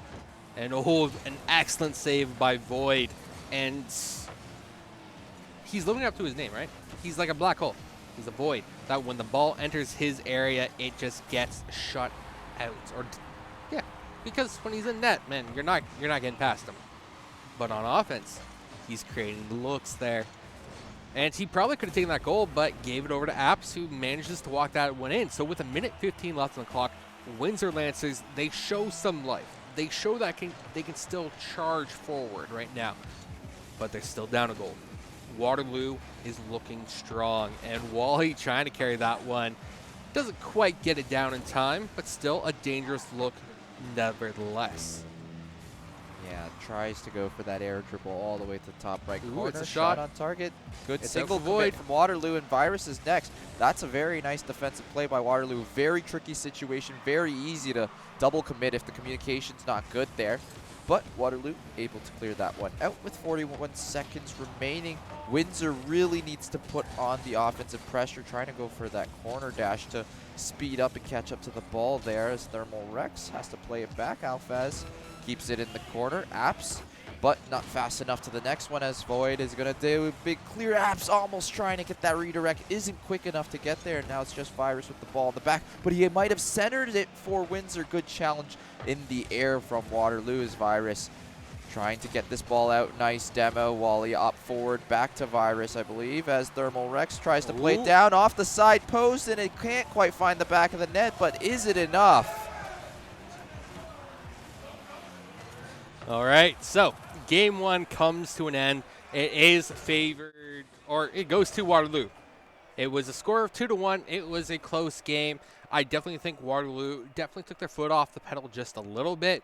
But still, Windsor, they showed that they had some fight left into them, that even while getting trounced by Conestoga, they are able to have that resilient mental to come back and compete in the next series as well. So now we're going to see what the next game mode is. As soon as we know, we'll let you know as I try and track everything that's going on as well. There's a lot of visual distractions right now, which is always fun and distracting, unfortunately. But still, what did you think of that game? Yeah, I definitely agree with you there. It was a little bit of gas off the pedal from Waterloo after the initial goals, as Windsor is actually going to counterpick into 2v2. And remember, this is the best of 3. After all the delays, we got to shorten up the rest of the tournament to make sure we still finish on time, get everything packed up. And the big games are tomorrow anyway, so it is all right because all the teams have made it here successfully, and we still have lots of Rocket League action to go after this one. So 2v2 situation. Ranks are more even, I believe, on this 2v2. So this could go either way, but I still think it's more favored towards Waterloo, especially Virus. The mechanical skill difference, I think I could see it, that Virus is just a little bit above everyone else in here. Virus in this lobby is definitely the highest ranked player and the most expectations on him to perform. But we have seen the rest of the Waterloo squad absolutely step up as well, like Wally and Alphaz. Alphaz especially has done a fairly good job. Wally has seemed quiet at times, but Alphaz has been consistent because these were the same 3 players that took St. Clair to a 7-minute game 1 overtime, right? An overtime and the other 3v3 as well. Like, overall, Waterloo has the talent, has the skill. They should be able to win this 2v2 regardless of who they field, just because they have momentum alone. And for me, momentum is always that deciding factor. Yeah, momentum for sure can carry you through your losses and push your wins bigger than they are, as Virus tries to make this challenge. Alphaz touches it down. Apps right there to make that save. These players, just like you said earlier, trying to hurt cats, always like to hit the go before production is ready. And right here, Apps is trying to control the ball in the midfield, trying to go for something fancy, a little bit of a air dribble, but that's going to be met at the net by Alphaz, and it is Alphaz and Virus on that side of Waterloo against Apps and Void on the side of Windsor. So Virus, does he have the shot? Oh, he does, but not the momentum for it. So Windsor, they stand strong right now. They do have Void, which has probably been the best goaltender in this, well, in the series, but I would say, overall today as well. And so it's going to be up to Apps for the offensive pressure. Void can score 100%, but I think it's really going to be up to Apps, and that's almost an own goal by Alfaz, who fortunately puts it a little bit wide. And now Virus, he has a wide open net. Void, well, he's there, of course, to shut the net. And he definitely reminds me of Zeno, the former Windsor player, and I believe captain. And I remember trying to cast him. He was so frustrating to cast because he was always there to block my school's shot, my school's opportunity. And so Void is stepping up in that similar fashion. That is, I would say, classic Windsor MO. That's how they like to play. They will have that one person who's quick on rotating, always there to shut the net. And in a 2v2 scenario, you have to shut the net a little less often. But when Void isn't back, that could be a wide open door just like it was then. Yeah, Apps probably not getting the touch that they wanted. It dribbles a little bit too far away from the corner, giving Virus the tiniest of angles to capitalize on. And as Virus does, puts it into the back of the net. Here's a kickoff that looks like it's kind of going Windsor's way, but nice pass from Alfaz to Virus, and this is going to be back to Alf as Alf tries to put that shot on to target Virus with a nice fake. This might be a flick, but Void reads that perfectly. Alfaz trying to get a second here, but Apps is way faster on that touch. Virus is already back, though, reading that play perfectly. And one thing I'm like seeing Waterloo do right now is the speed at which they're playing. They control the ball, but they're quick on it as well. It's a great look. Absolutely great look at Waterloo right now. And I'd like to see them bounce back after that defeat from St. Clair as well. There's no shame in losing to probably the tournament favorite. But at the same time, nobody likes losing, right? Same with Windsor. Now, Windsor can't quite find the same success here, which is unfortunate. But now, Alfaz, he's looking over to potentially Virus and get a center play. Can't quite get the boost, the flick, whatever he needs to actually cross it over to Virus. So now, Windsor with chance. Apps puts in the corner. He needs to get it centered to Void, who's waiting for him. There it is, but the demo from Virus is there, and that takes away the opportunity from Windsor. Bit heart-wrenching because Windsor had worked so hard to set that up for themselves. Yeah, Virus, once again, good individual play. Just showing that they know it's not just mechanics. I can read these plays ahead of when they happen and stop them from manifesting in the first place. As Virus tries to make a center here and gets the demo, but this angle is very, very tough, and Alfaz barely missing the mark there. Virus, though, has another opportunity, isn't able to control it off the ceiling, and now it's a 1v1 between Void and Alfaz, but Apps is right behind to support, while Alfaz has to rotate back on and grab some boosts as Virus comes out of the net to make sure that doesn't cross the goal line, and that 50 looks good. It might head off the post, but it's got an angle, but not enough boost from Virus to really finish that one through, and this gives Windsor a big opportunity. Okay, Void trying to cross it, trying to take it to the net himself as well. Kind of indecisive between the two options. He ultimately tried to crash the net himself with it, but didn't have the boost to actually fall through with it. And so, harmless opportunity. And I have to say, out of all the 2v2s we've seen today, this has been the lowest scoring one, I have to say, with only a single goal scored in 4 minutes of play. And now Waterloo, of course, they get the second goal. As I say that, I guess that's a positive caster jinx in a way. For sure. Caster curse always happens. The moment you mention it, the thing manifests right on the screen. Low scoring game, and that's just another goal to prove us wrong, as Waterloo is now up 2-0 with a minute to go. Virus flying up, trying to go for another shot there, barely off the mark. Alfaz does have a pass potentially to Apps, as Apps is going to carry this one up the field, trying to make something happen on the side of Windsor, as the ball doesn't get close enough to the net. Windsor, though, these are probably the defining moments. If they can get a goal in these next couple rotations, maybe they have a chance in this one, but that's going to probably be Waterloo taking this. As remember, this is the best of 3, and that's going to put them up 2-0 in this series. Yeah, if Waterloo is able to close out this game strong with the shutout, they will win this series in that 2-0 fashion, as you mentioned, as a sweep. And a sweep always feels good, especially when you're coming off one. And there's Alfaz walking it in for the third goal for the Waterloo Warriors there. And with 3 goals and 10 seconds remaining, I don't think Windsor Lancers can overcome this deficit. it takes at least, I want to say, 3 seconds for a kickoff goal to occur. And so they would have to get 3 consecutive kickoff goals nearly perfectly. And I don't think it's going to happen. Well, it can't happen at this point. And so the ball just needs to hit the pitch to all but confirm Waterloo's victory. And there it is. So Waterloo Warriors, they pick up game 2, the 2v2 format. And in this best of 3, they pick up the overall win. And so I believe their current record is 1-1. There's still, I think, one more series to play for most teams. But overall, Waterloo with a win. How do you feel about that, seeing your school win? So excited, Ed. Waterloo, though, can't be settling just yet. They are playing back-to-back. They've got another match that's, I think, is the next one on the stream, Waterloo against Laurier. And Waterloo, though, still favoring that game. So looking forward to the next match. It should be very exciting. And as we can see in the players in the back giving fist bumps, showing the sign of respect, some awesome thing that we can only see at a LAN tournament. And yeah, Waterloo finally collecting their first win here at the tournament at WaterLAN. And I'm excited to see what they can do for the rest of the weekend as they try to fight this uphill battle and take this tournament away. All right, so we're going to throw it to a quick break right now as they make some announcements, but stay tuned.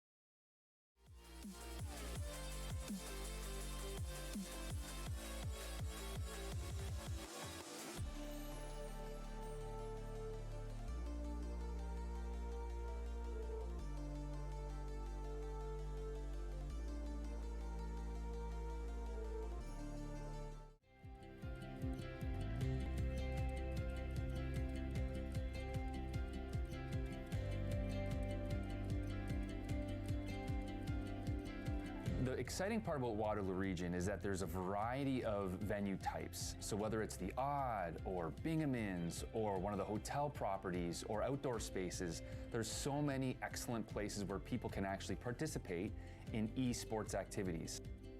We have so many amazing stakeholders and businesses that are involved and interested in esports to really do something amazing in the region. I think it has so much potential. Gaming and esports has a good fit in our community. We're an educational community with universities, a college. We're a big tech sector. We brought on a number of competitive teams that go and compete all across North America, virtually so far. We've got a stream team with our Twitch channel. It's led to a lot of student opportunities for jobs, both in our media sector and then for coaching, affecting thousands of students within this new programming over the last couple of years.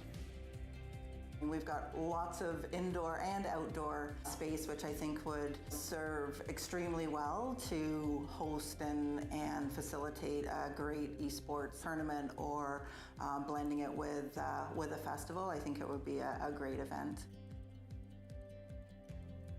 We have the urban-rural mix that everyone from larger cities are always looking for. We have the concessions and the food and beverage and the hotels and all the things that go into hosting an event. There are so many places to choose from in the region where people can not only engage and produce a show, but where the audience and the participants can receive the information and participate in. And I think that is what makes Waterloo Region so special.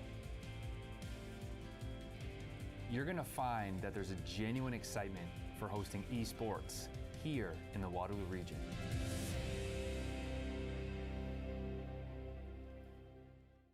At the University of Waterloo, this is where I began my esports career.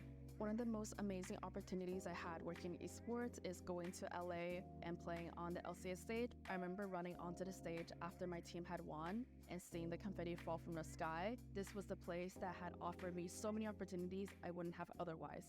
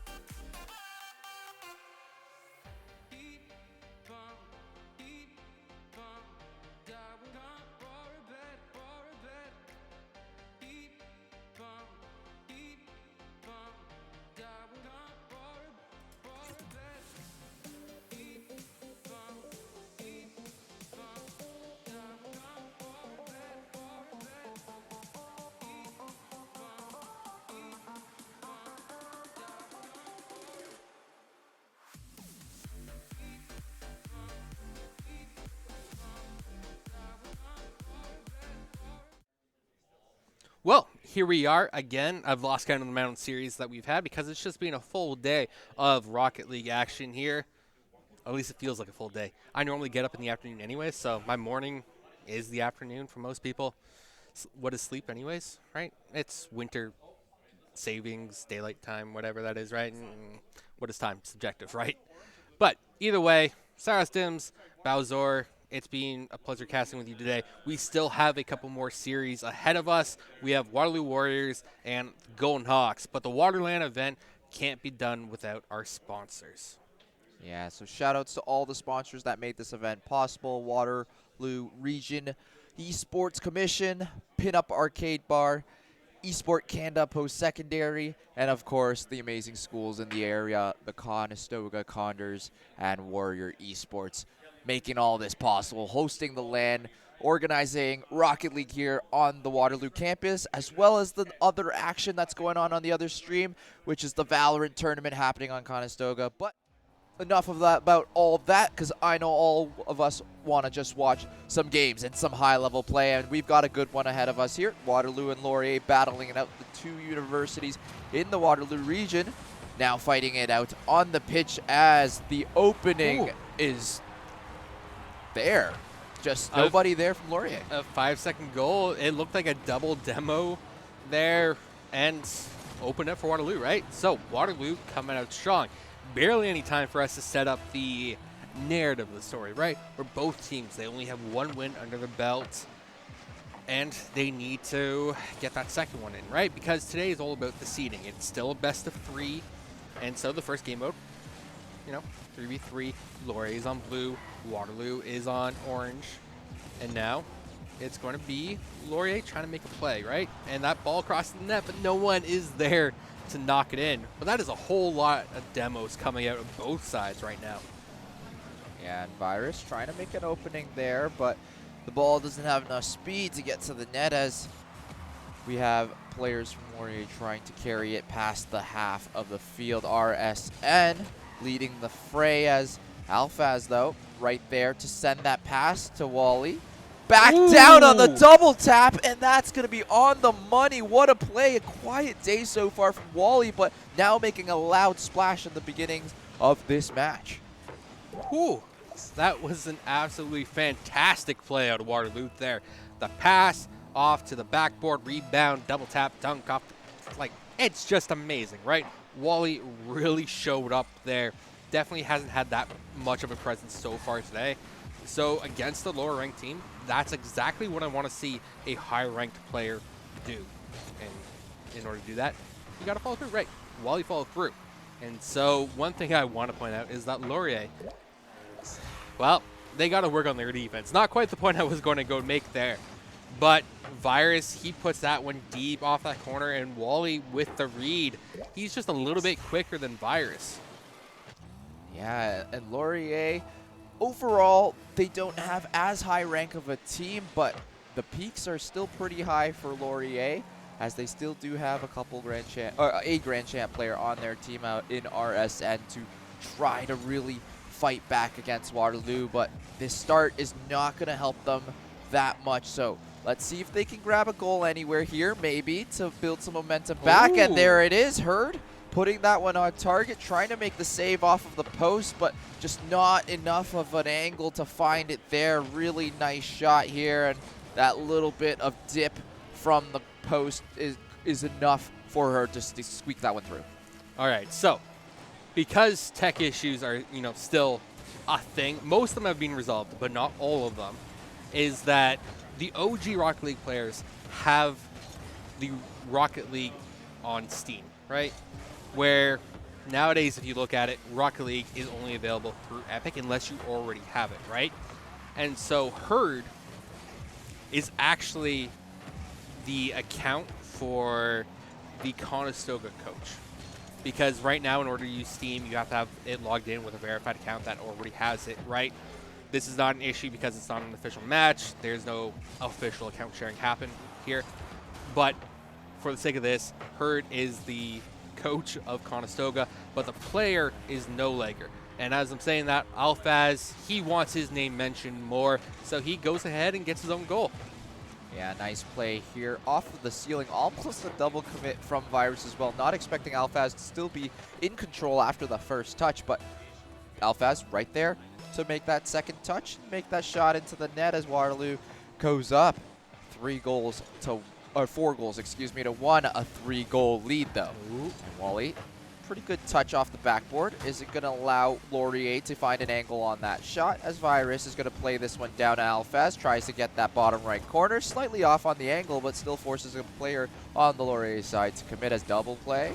Tries to get that one past Virus, but right there, Virus is to keep that one down. And now Waterloo are going to try to make something of it as double play is still there, pressuring on that defense. All right, what I want to see is the Laurier players work together, right? We've seen Waterloo play fantastically this game. They've, I guess, finally warmed up, right? They've turned on their monitors for sure because they're seeing each other on the pitch now and they're getting those passing plays where Laurier still seems to be struggling. And one thing that I want to see is that RSN, he had a supposedly a not fluke musty flick earlier on in the day. He says it wasn't a fluke, that it was on purpose, it was intentional. I say it was a bit of a fluke, and so I've challenged him to get a musty flick in this series. But with how Waterloo's playing, I don't think he's going to be able to live up to that challenge unless RSN absolutely pops off and leads Laurier to victory. But in the 1v1, maybe it could happen. So what you're telling me is if Waterloo end up winning this, we're probably going to see Laurier maybe counterpick to that 1v1 and see if the banter between a commentator and player plays out perfectly, right? I mean, I'm not saying there's a script, but if there's a script, that's probably how it would go, right? But 100%, I would still favor Waterloo to win this series overall. Laurier, they are just outmatched, whether it's on paper or on the pitch. They look it right now. However, in a 1v1, if you put the best player on Laurier, which is Grand Champ, Alphaz, he just rockets that one into the net. They get a 4-goal lead, and with 40 seconds or 39 left on the clock, maybe Waterloo wants a trip to Brazil as well. Wait, you didn't get a script? They sent me something like yesterday. I didn't read the last page, but that's for tomorrow. Okay. But the run of show is not a script, right? It does tell us how the day is going to go, but not how it's going to unfold, right? Oh. So I had scores on it. Like it said that this first game might be going to be a 5-1, and then it said there's going to be a couple overtimes. And tomorrow we already know top 4, so maybe it might turn out that way. Maybe the script is wrong, or maybe we've rewritten it for tomorrow as Virus carries this one past the half. I don't know. So far, Laurier's just hadn't had as many quality looks. They had a couple, but Waterloo just have been dominating this game 1. And with 0 seconds left in the clock, the ball just needs to hit the pitch for Waterloo to be confirmed game 1 winners. Now, this is a best of 3. They just need to win 1 more, and my predictions is that it's going to be a 1v1, but potentially. Okay, there's going to be some negotiations. I had to pause there because the Laurier players seem really hyped about what their options could be here. They got to discuss it. They got to plan. They got to follow their own script, per se. And as I called it, it's going to be a 1v1, which probably means RSN against, who would you say, Virus? Virus would be the obvious pick for Waterloo. But Wally was very impressive in that game, and I wouldn't be surprised if they want to shift it up. But the safest option for Waterloo is probably to go with Virus here. And I think this is going to be a fun match to watch because I think RSN may be the better 1v1 player, while Virus is stronger overall in the 3s with the SSL rank. That's a given. Yep. But you never know in these kinds of situations. So I think this is going to be the most exciting 1v1 we might see. Yeah, and we haven't seen many 1v1s today anyways, where the only 1v1 we have seen on stream prior to this also featured Laurier. And we know how that one went. RSN just absolutely ran away with it. He got his musty flick. And so now we need to see it against a legit opponent, right? Because Conestoga B team, as good as they are, they're still little fledglings. They're little tiny birds who have barely hatched. They haven't learned to fly yet. And so I need to see RSN against an actual opponent, get that musty flick, so that way it's not just a fluke. So, Yeah. do you think he can do it with 5 minutes on the clock? Do you think he can? I'm not asking if he can win the game, just if he can get that musty flick. I need to be the Desvold advocate here, and I'm going to say yes. Well, We can't be both on the same side here, and I'm going to put my money on the line. And I'm going to say that he's going to be able to get one. His Virus, though, is going to get the first one and score that with 30 seconds. And just a great touch here from Virus to force RSN to make a awkward touch, which falls right in front of the net and gets that easy goal for Virus. Yeah, you can see Virus and OG there with the Season 1 Supersonic Legend tag on. Definitely going back quite a while now. And so, bit of a 50-50 kickoff there. RSN should be able to collect this one. But Virus, it was quick on the turn. And he's just going to flick that one straight to the net. Catches RSN flat tired, as you didn't really know if you wanted to challenge that one or go for the net, and then just got caught. Hold on, I read my script wrong. It said Virus is going to get this, and there's not going to be a musty flick. So I just had to check after that. Sorry, my bad. Okay. That was a mistake. Well, I know Ryan, he's hyped up for this one. He gets the shot on net. So there it is. Laurier, they score once. Yeah. Can RSN do it? Great kickoff here from RSN. Spinning to the left there and hitting the right side of the ball, so covering off that 50 angle to make sure that it trickles to that direction, and, well, can recover faster to the ball as well. And that means that this is still 1 goal apiece, and it could be anybody's game here as Virus trying to read that pinch from RSN to get that into the bottom left corner, and should be quicker on this double tap, but nice read from RSN is going to disconnect that play from Virus, and now RSN with the control. You know what? I'll do it. I'm going to chirp RSN here. I think his musty in the first series of the game was 100% a fluke, and that in this game against a better opponent, he's more likely to score in his own goal than get a musty flick going. And as you say that, though, Virus able to get that read on the cut across the midfield, stop that play from happening, and put Waterloo up 2 goals. So very good showing so far from Virus, very consistent as RSN struggling to find footing here. All right, so Waterloo up 2 goals, another 1 kickoff for Virus. And RSN, I mean, has anyone checked to see if his monitor's on? Because this was not the gameplay I was expected to believe here. But he does get another goal, still trailing behind the Waterloo Virus, though. And as we've seen, Virus, he's living up to his name. He's just being a plague on everyone today. Whether it's on defense or offense, he's making them work for it. Even if he's not coming out on top, he's making them work for it. And that's the thing that Viruses do. They wear you down until the killing blow. Yeah, and RSN now tries to make something happen, gets that extra touch. It does crossbar, but Virus was right there underneath it to stop it. I believe maybe pinched it on that crossbar to stop that shot from happening. As Virus tries to go for a flick, RSN reads that perfectly, but it's still Virus in control of the ball, and off the front post. Isn't able to connect the shot, but still has another opportunity of resetting that boost from the corner. Should be able to find this flick as RSN just barely misses the save there. As I said, RSN more likely to score on his own net than go for a musty flick, but there was Virus's attempt on a harsh angle as well, so Virus definitely feeling confident in his abilities, and while it wasn't a tried and true musty flick, it was more of a flip reset than anything, it still looked good.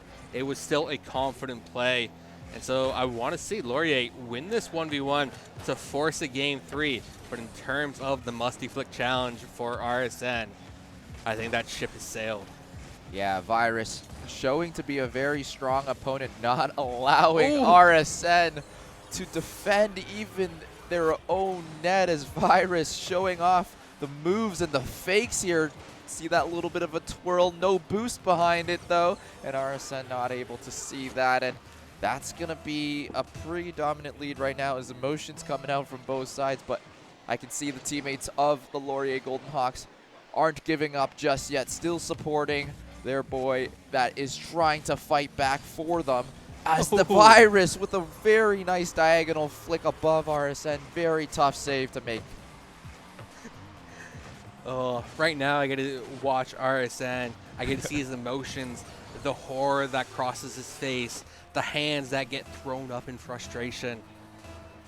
Yeah, a little bit of fingernail biting after that goal. Very nice shot, respectable from Virus. But RSN has a chance here to maybe make some plays of their own as Virus once more makes such a... I'm not sure how that happened. Did he hit like the bottom of the post, then the floor, then like... It was post, car, crossbar, down, and eventual in by the looks of the replay. And so we just passed the halfway mark in this 1v1 right now. 9 goals have been scored. And I'm going to say it's probably going to get worse as Virus goes for the goal there, and he gets his 8th. So the question is, how many does Virus get, and does he choose to stop? According to the script, I don't think Virus should be stopping anytime soon. The Virus doesn't stop until you find the cure, and doesn't seem like RSN knows where the cure is at right now as Virus takes that boost, has control of the space and control of the ball as well. RSN tries to get it off the top, and maybe this might be a chance if it ricochets the right way, and it does. RSN's already there, but can they get the second tap? Oh, he can't get the double No. touch. But he does get the boost steal, so he should at least be able to rotate back. And right now you can see that RSN just isn't quite controlling the ball the way that Virus has, where Virus plays it a little bit slower, a little bit safer, and is able to then make the next play, where RSN is just getting too many strong touches and is always playing catch up to the ball, which allows Virus to get in position to just ram it home, get the cherry-picked goals, you could say. And yeah, that's just an unfortunate one for RSN there. Yeah, and like we said it, Virus not stopping there. Counting to 9, trying to hit the double digits here as the kickoff. Pretty neutral here. RSN should be able to control with some boost as well. But how does RSN choose to play this one? Oh, losing the control in the half, and there it is, the double digits. Yeah, there it is. Virus with the double digits. RSN maybe rethinking the trash talk earlier that he gave me about his skill level, because right now he's showing that skill is subjective. And so Virus, kudos to Virus. He's definitely stepped up this game. There's 120 seconds left on the clock. No, there's not. No. See, I hate how it's like base 6 or whatnot for clocks. Like, or is it base 12? I don't know. Either way, it's not base 10, which always throws me off, right? So there was, I think, 80 seconds left on the clock at that point. Well, RSN, in those 13 seconds, managed to score a 3rd goal. He needs to score 7 more to tie it up before we can even talk about overtime or winning the game. And so I think Virus, maybe if Virus turned off his controller, walked away, there might be enough time for RSN to actually score 7 goals. But any opposition by Virus at this point is just nails in the coffin. But also, this is the chance for RSN to just have fun with it now. He knows he's lost, so let's see the skills come out. Let's see the acrobatics, the aerials, the fun with it. But Virus is taking this match serious right to the end as he steals the boost and flicks that one just under the crossbar there. No mercy here from Virus. Counting it up all the way to 11. Doesn't matter if RSN's family is watching this. Virus is just putting on a show. Oh, so kudos where kudos is due is like RSN, he's still competing. He's still trying, right? It never feels good to lose this badly, right? But just the fact that he's still competing, still trying to look for things, speaks well to his mental fortitude, and he should be able to get the goal there. But Virus, he goes up to take away the upper 90, take away the flick, and is still able to get back down for the challenge. And now RSN, he had that one. The ball was crossing the line, but Virus still a little too tough on defense. And so, with the ball bouncing towards Laurier's net, that will kill the clock as Waterloo drives the point home that they are the better team. Yeah, Virus. Competing to the very last second. No mercy on RSN as the players are walking together And there's the fist bumps coming out. 2-0 for Waterloo. And I will say, even though that was a very dominant game, I was very entertained. Yes, it was lopsided, right? The series as a whole was lopsided, but the players, they were having fun with it. Their energy was high. It was fantastic to see that. And I know the night is starting to draw to near. There's very few series left. I believe our next series and potentially final series of the night will be St. Clair against Conestoga Varsity. That should be a banger matchup, and what I'm expecting to be a preview of the finals tomorrow. But until then, I think we throw it to a break, we get these teams ready, and then we close it out strong. So make sure to tune in.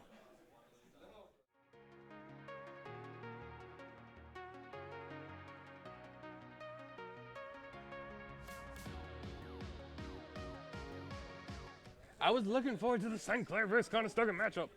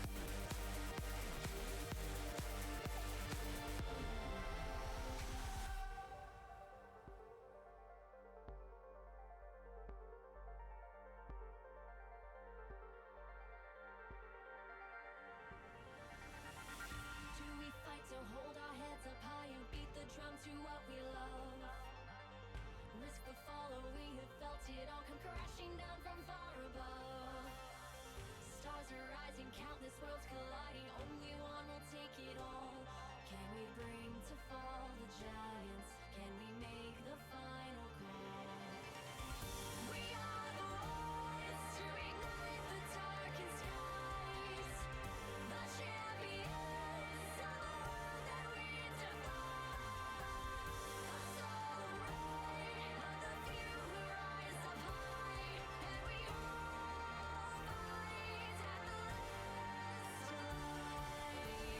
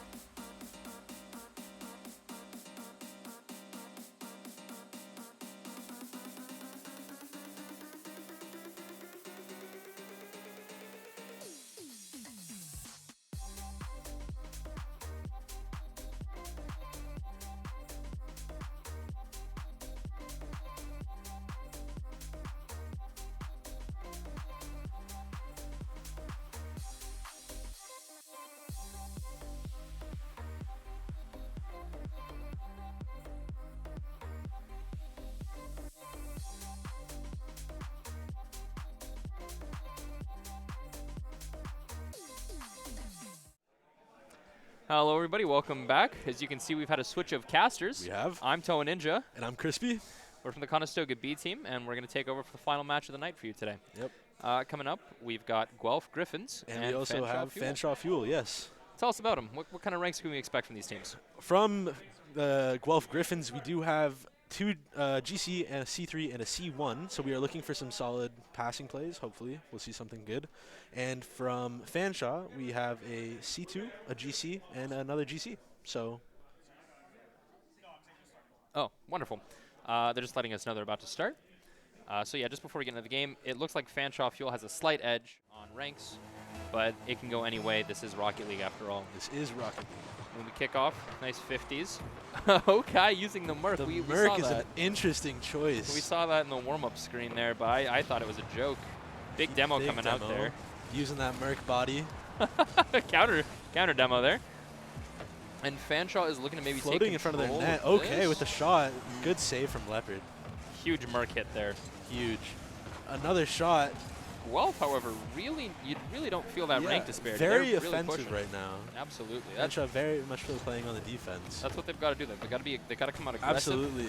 They've got to come out and show that they're not afraid. That's what we noticed with them is when we were aggressive with them, and when we played against them, there was definitely something. Definitely the way to play when you're potentially the slightly worse mechanically team. Again, no, not not like that. But just when you're behind on the speed, everything, the way it is, you just got to play more aggressive. Even if you don't get it, you force a touch, you force a funny touch, like right there, gets it around 1, and that's an awkward 50 in front touch. of the net. Yeah. Good bump. Good bump. Another good bump. He's a mercenary the way he's fighting out there. Not Leopard going for a little something, little play. Good save. Good save. Sengriff is, I would say, their best aerially so far. That's player. what we have seen. Yeah, he was giving us a lot of headaches on defense. Yeah, absolutely. Ariko is also very good in the air. Has some good consistent plays. A demo in front of the net with the ball sitting there. Just got it out in front of the net. Yeah, it's looking fairly back and forth. Although this passing play might. Ariko with a good save. Ariko here looking to musty that over. No more boost. He's got to hope his teammate. No, his teammates are both really far back.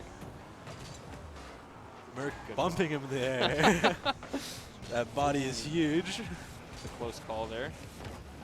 50 the way of Fanshawe. This is an interesting ball. Rolling in front of the net. Good save from Sandra. I think Fanshawe just didn't think that would make it that far. It did not. But this one. Oh. You can look. You can't see it yourselves, but Guelph is not happy with that. They look a little disappointed. Very unhappy with that goal. Yeah, it's just unfortunate at the last second. Really awkward spacing there. Absolutely. They were just too far out in the back, and nobody's defined third. That's what happens. Absolutely. Another good kickoff Another there. solid kickoff. Ariko going for the touch off the wall. Let's see if he can do anything with this. No boost. Unfortunately, no boost. Yeah, Merc.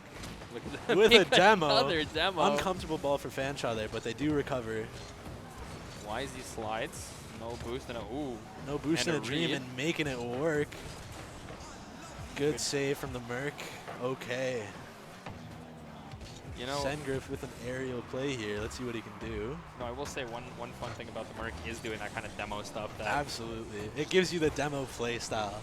Always. Plus 50 to strength, take it to the weight room. Yeah, awkward lack of boost there. Ooh.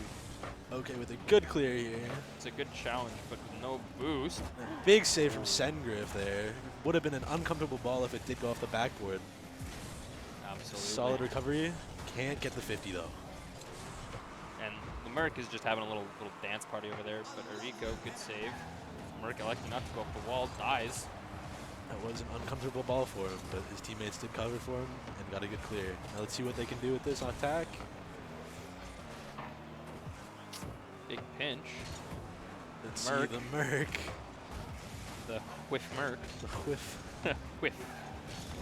Yeah. No, Ariko going off the wall, but does get beat. It's going to be, I think, a game of whichever team, and that's his second That's goal his of the second night. one right there. But no, I think it's going to be a game of whichever team makes fewer mistakes. Yep. Because neither team is SSL, and that's fine. That is absolutely fine. But this is the rank where small mistakes, little mistakes are gonna bite you, and you're going to make them. And if the other team capitalizes, they've got a much bigger window. Oh, absolutely. Down at this speed of play. Leopard. Can he do something with this ball? Maybe get to the center for his team? Unfortunately, not. 50. Rico might actually follow this up. Noxie's not coming out. Rico, oh, Ooh. if his teammate was there, it could have been an amazing pass. Sengriff whiffing that. See, this is what we're talking about, though. It's now 1 in net. Bad touch there. Rico has time, but no boost. And Sengriff almost. I think they're just playing very aggressive. They are trying to play very aggressive, it looks, yes. Oh. It's just a whip fake after city whip. over here. Yeah, fakes. Fakes, Of course. Absolutely. Absolutely. Solid 50 from the Merc there, obviously showing that strength. Yeah. You can see, though, Fanshawe really is, like, their third player is often very, very patient, not coming out. Like, if we were to be able to see, maybe catch a glance, but you see these two are next to each other, and where's the third? No third, no third, no third. Third is in net. Very, very patient play style. You usually don't see that in this rank. Yeah, no, it's very good. I would like to see the third man get involved a little more. Obviously not on the ball, because he's not really third, but, you know, just a little more aggressive, because Guelph have been making some interesting touches that have not really helped them, and being there to capitalize early would be huge for them, really put the series to bed. Oh, absolutely. But we're going to go here. Ball is floating in the middle, and OK scores a goal. 0 seconds left. Unfortunately, that won't give them any edge, but moral victory. Moral victory, there you go. That's what we like to see. But yeah, Fanshawe is going to take this first game here, 2-1. and it is a best of 3 now. Best of 3. Fanshawe can't drop another one if they want to. Or Guelph can't drop another one if they want to play 3 games tonight. But no, good victory out there by Fanshawe. Very aggressive play style. Very very good in the air. Yeah. Looks like they are going to be switching to 2s now. Ooh. So we will see interesting gameplay and interesting game style. We did play against Guelph in a 2s game, and they were very strong. They had very good aerial game.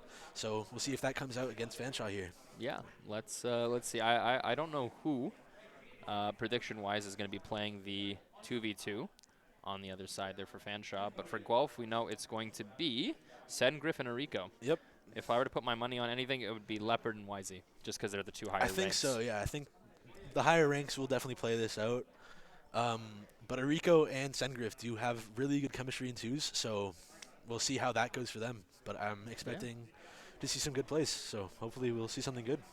Yeah. And while we're waiting here, just want to give a shout-out to a couple of groups, specifically the Pinup Arcade Bar, Esports Canada, Post-Secondary, Conestoga Condors, Waterloo Warriors Esports, and Explore Waterloo Region for sponsoring this tournament. Yes. Partnering for this tournament. But yeah, we're going to get into the matches here shortly. Soon. We can see that, OK is stepped off of the has stepped out of the gameplay game here. And they're about to be in match. Here we go. Kickoff is starting.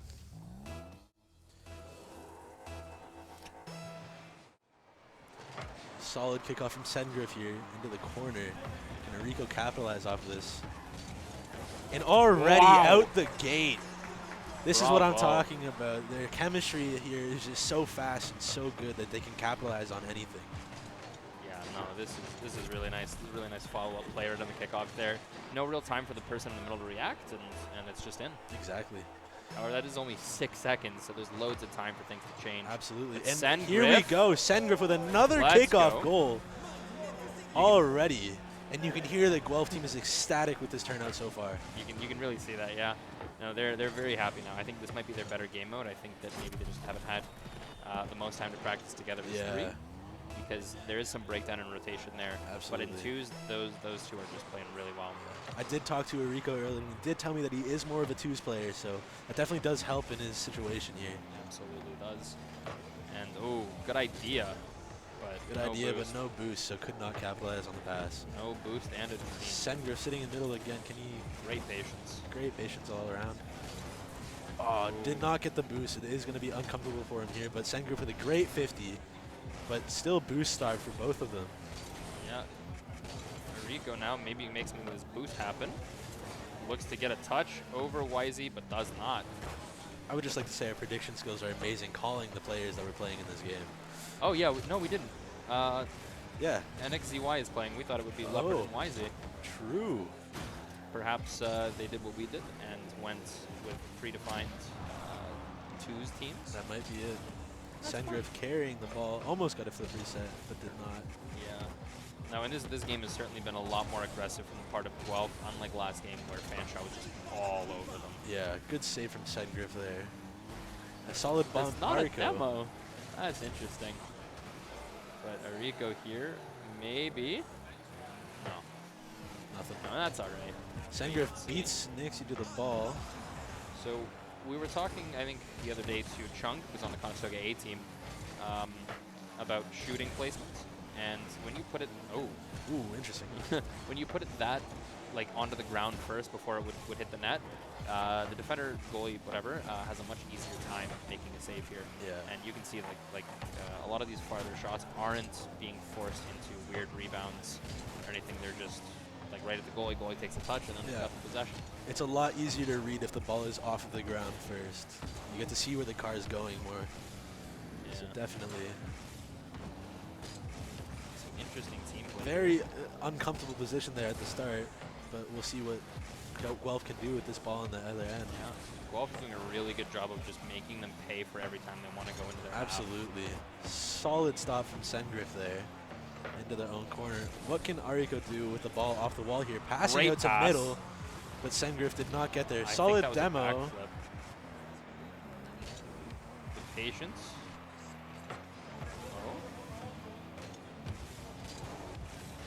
Almost off the crossbar.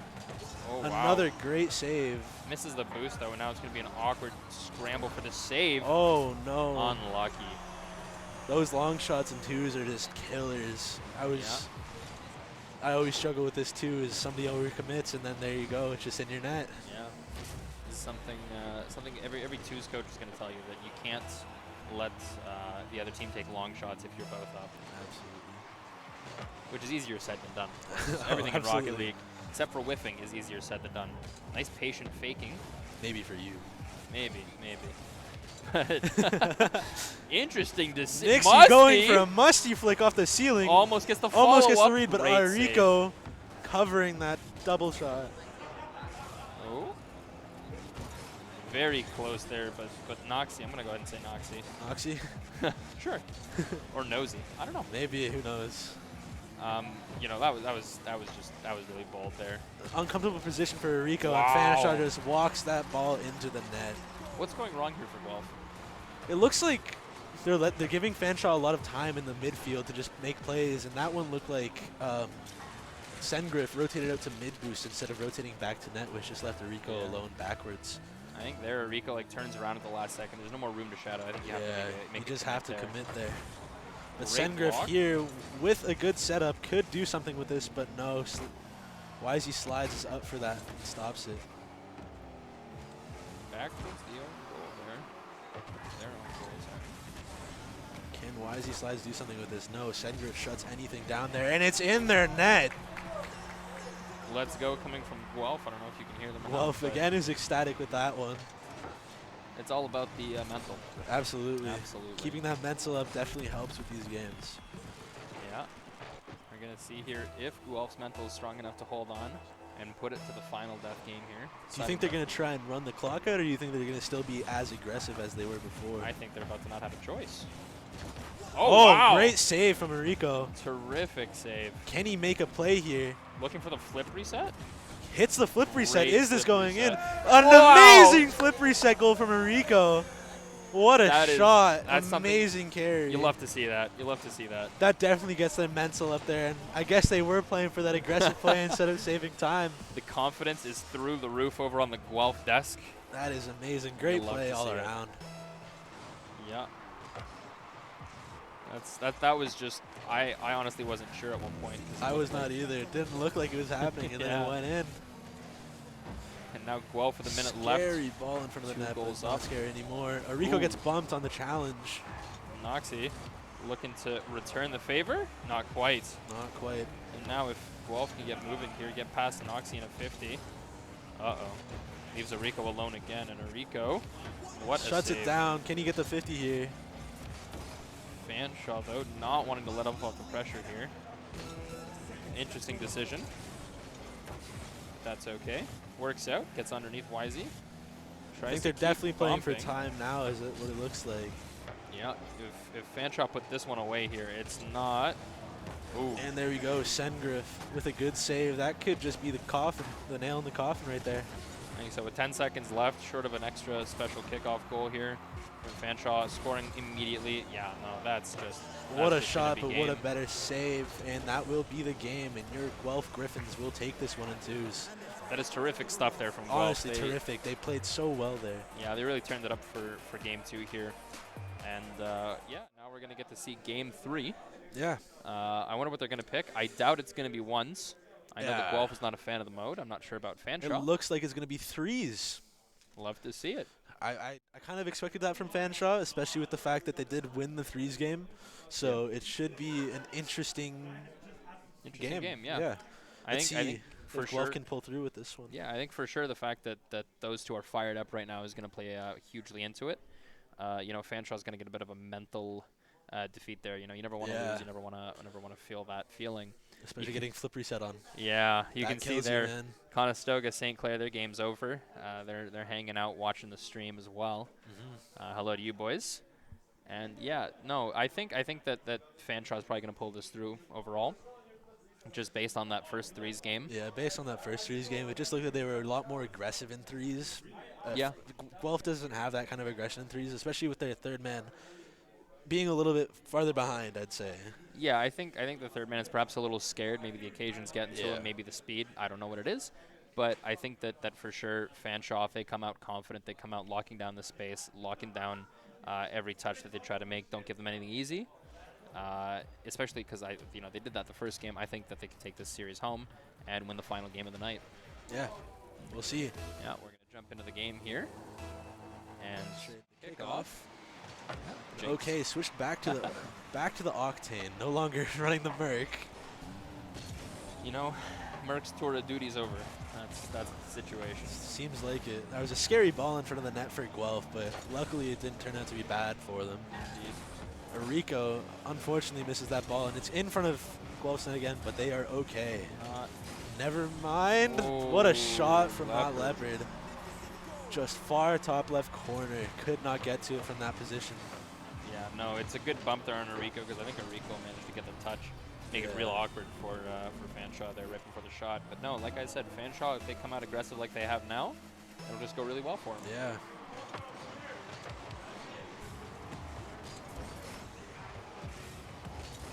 That's, yeah. Another goal from Fanshawe. Unfortunate. Fanshawe just getting a really good kickoff goal here. Noxie with a lot of boost.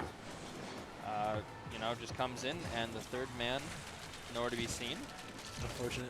The third man challenged up there way too soon. Yeah. He should have seen that Noxie was there for the shot, and he just went up. I guess so. It could also be perhaps an awareness thing. Definitely could be. You know, this is probably the most high-pressure game of the series, right? Oh, absolutely. It's their final game, right? It's definitely a big one. You always want to score, so maybe you're just not looking as hard. Ooh. But, yeah. No, it's... And here we go. Fanshawe does not seem to close on that shot in front of the net. It is out of Guelph's end. Solid 50 there. Can they attack off of this ball? Arico. Great touch. With an amazing carry. No boost at the end there. Could not finish. Sengriff was turned away for that.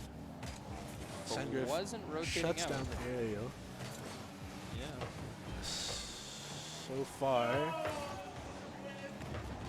Oh, Fanshawe. What a team play. Yeah, no, this is... They're just all over them. Yeah.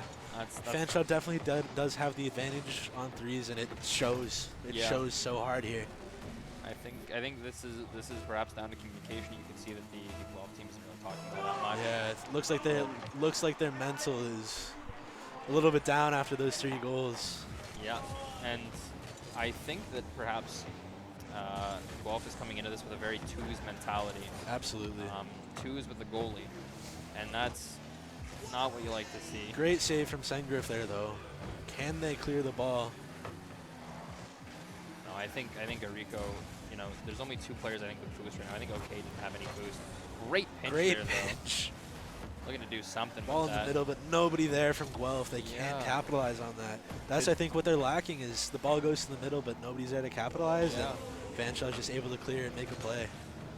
Yeah, no, it's certainly looking that way. There's one person on the ball, and then the other two just kind of hang out in the back, you know, worried that they're going to get the 4 goals on Fanshawe and won't be able to come back from it. Great accidental, I guess, read there, but they count all the same. But they can't capitalize on it. Again, the other two are just so far back. Yeah, they just have no like forward pressure. It just kind of like leaves Fanshawe to do whatever they want. Loads of time for Fanshawe. Shot from Fanshawe. Don't jump. Don't jump. Don't jump. They jumped. Yeah, no, this is just really good from Fanshawe. And you can see, like, Noxie at the bottom there isn't going up for it. He knows that, hey, it's not my ball, it's not my turn. And that's really keeping their pressure up, because once the ball gets cleared, Noxie's just back there, puts it right back into play, and you're back at their net again. And just another Demo. kickoff goal from Fanshawe. That is... And Guelph is definitely not looking too great in this last game. No, that's a good shot off the wall. Can't fault them. Can't follow that either. It's just super hard to get to that. Nobody was in net. Nobody was there to follow. Yeah, you can see the head's dropping a little bit, but hey, you know, it is Rocket League. That is half the game. Yeah. If they could do it in 2:35, why can't we? Absolutely. Well, save from Sengriff, but nobody's in net. Oh. Can they stop this? Sengriff with another amazing stop, Great but they save. will not be able to capitalize off of that clear. Nobody's there to follow. Again, that's yeah. talking about following it up. You know, if you can't follow up the play, clearing it, taking a touch, trying to pass your teammate, Rico, unlucky. There you go again. Maybe, just so far back, they can't follow off of Rico's maybe play. We'll see a flip reset here. Maybe. Maybe. What Oh, a another save from Sengriff, but Unlucky. cannot do anything with it. Sengriff has been on top of his defense game here, but just unfortunate 50s in his own end just end up going into the net. Yeah, I think you can see that Rico hung back way past the far post.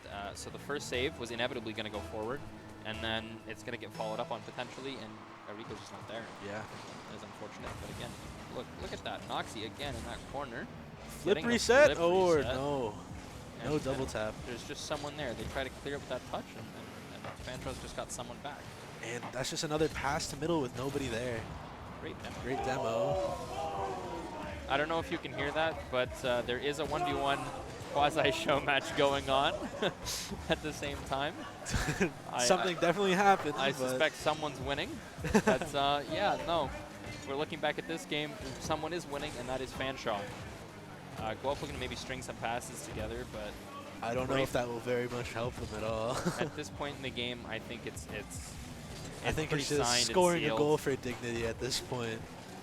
Yeah, it's a lot of Rico just can't beat him to that ball. It's just the Yeah. speed from Fanshawe is just there while it's not there for Sengriff. Guelph. Unlucky. See, that's exactly what Guelph wanted to do if they wanted to have anything out of this game. They had to be there on the ball the moment the touch is going to be made. You can't give them the chance to double tap it and just hope they miss or you can save.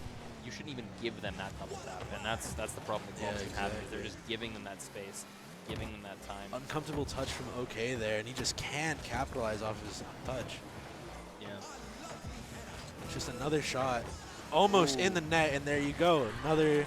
That's the rotation right there. You got to be.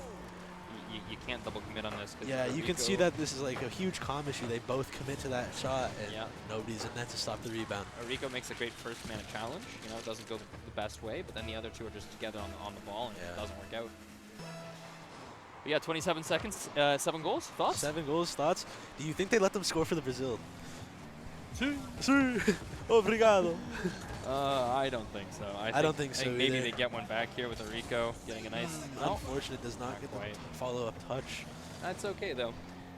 End of the day, game just wasn't meant to be. You know, they know for sure that they can take stuff back to the drawing board and figure out what went wrong. Can Rico capitalize off the shot? Sengriff with the follow-up.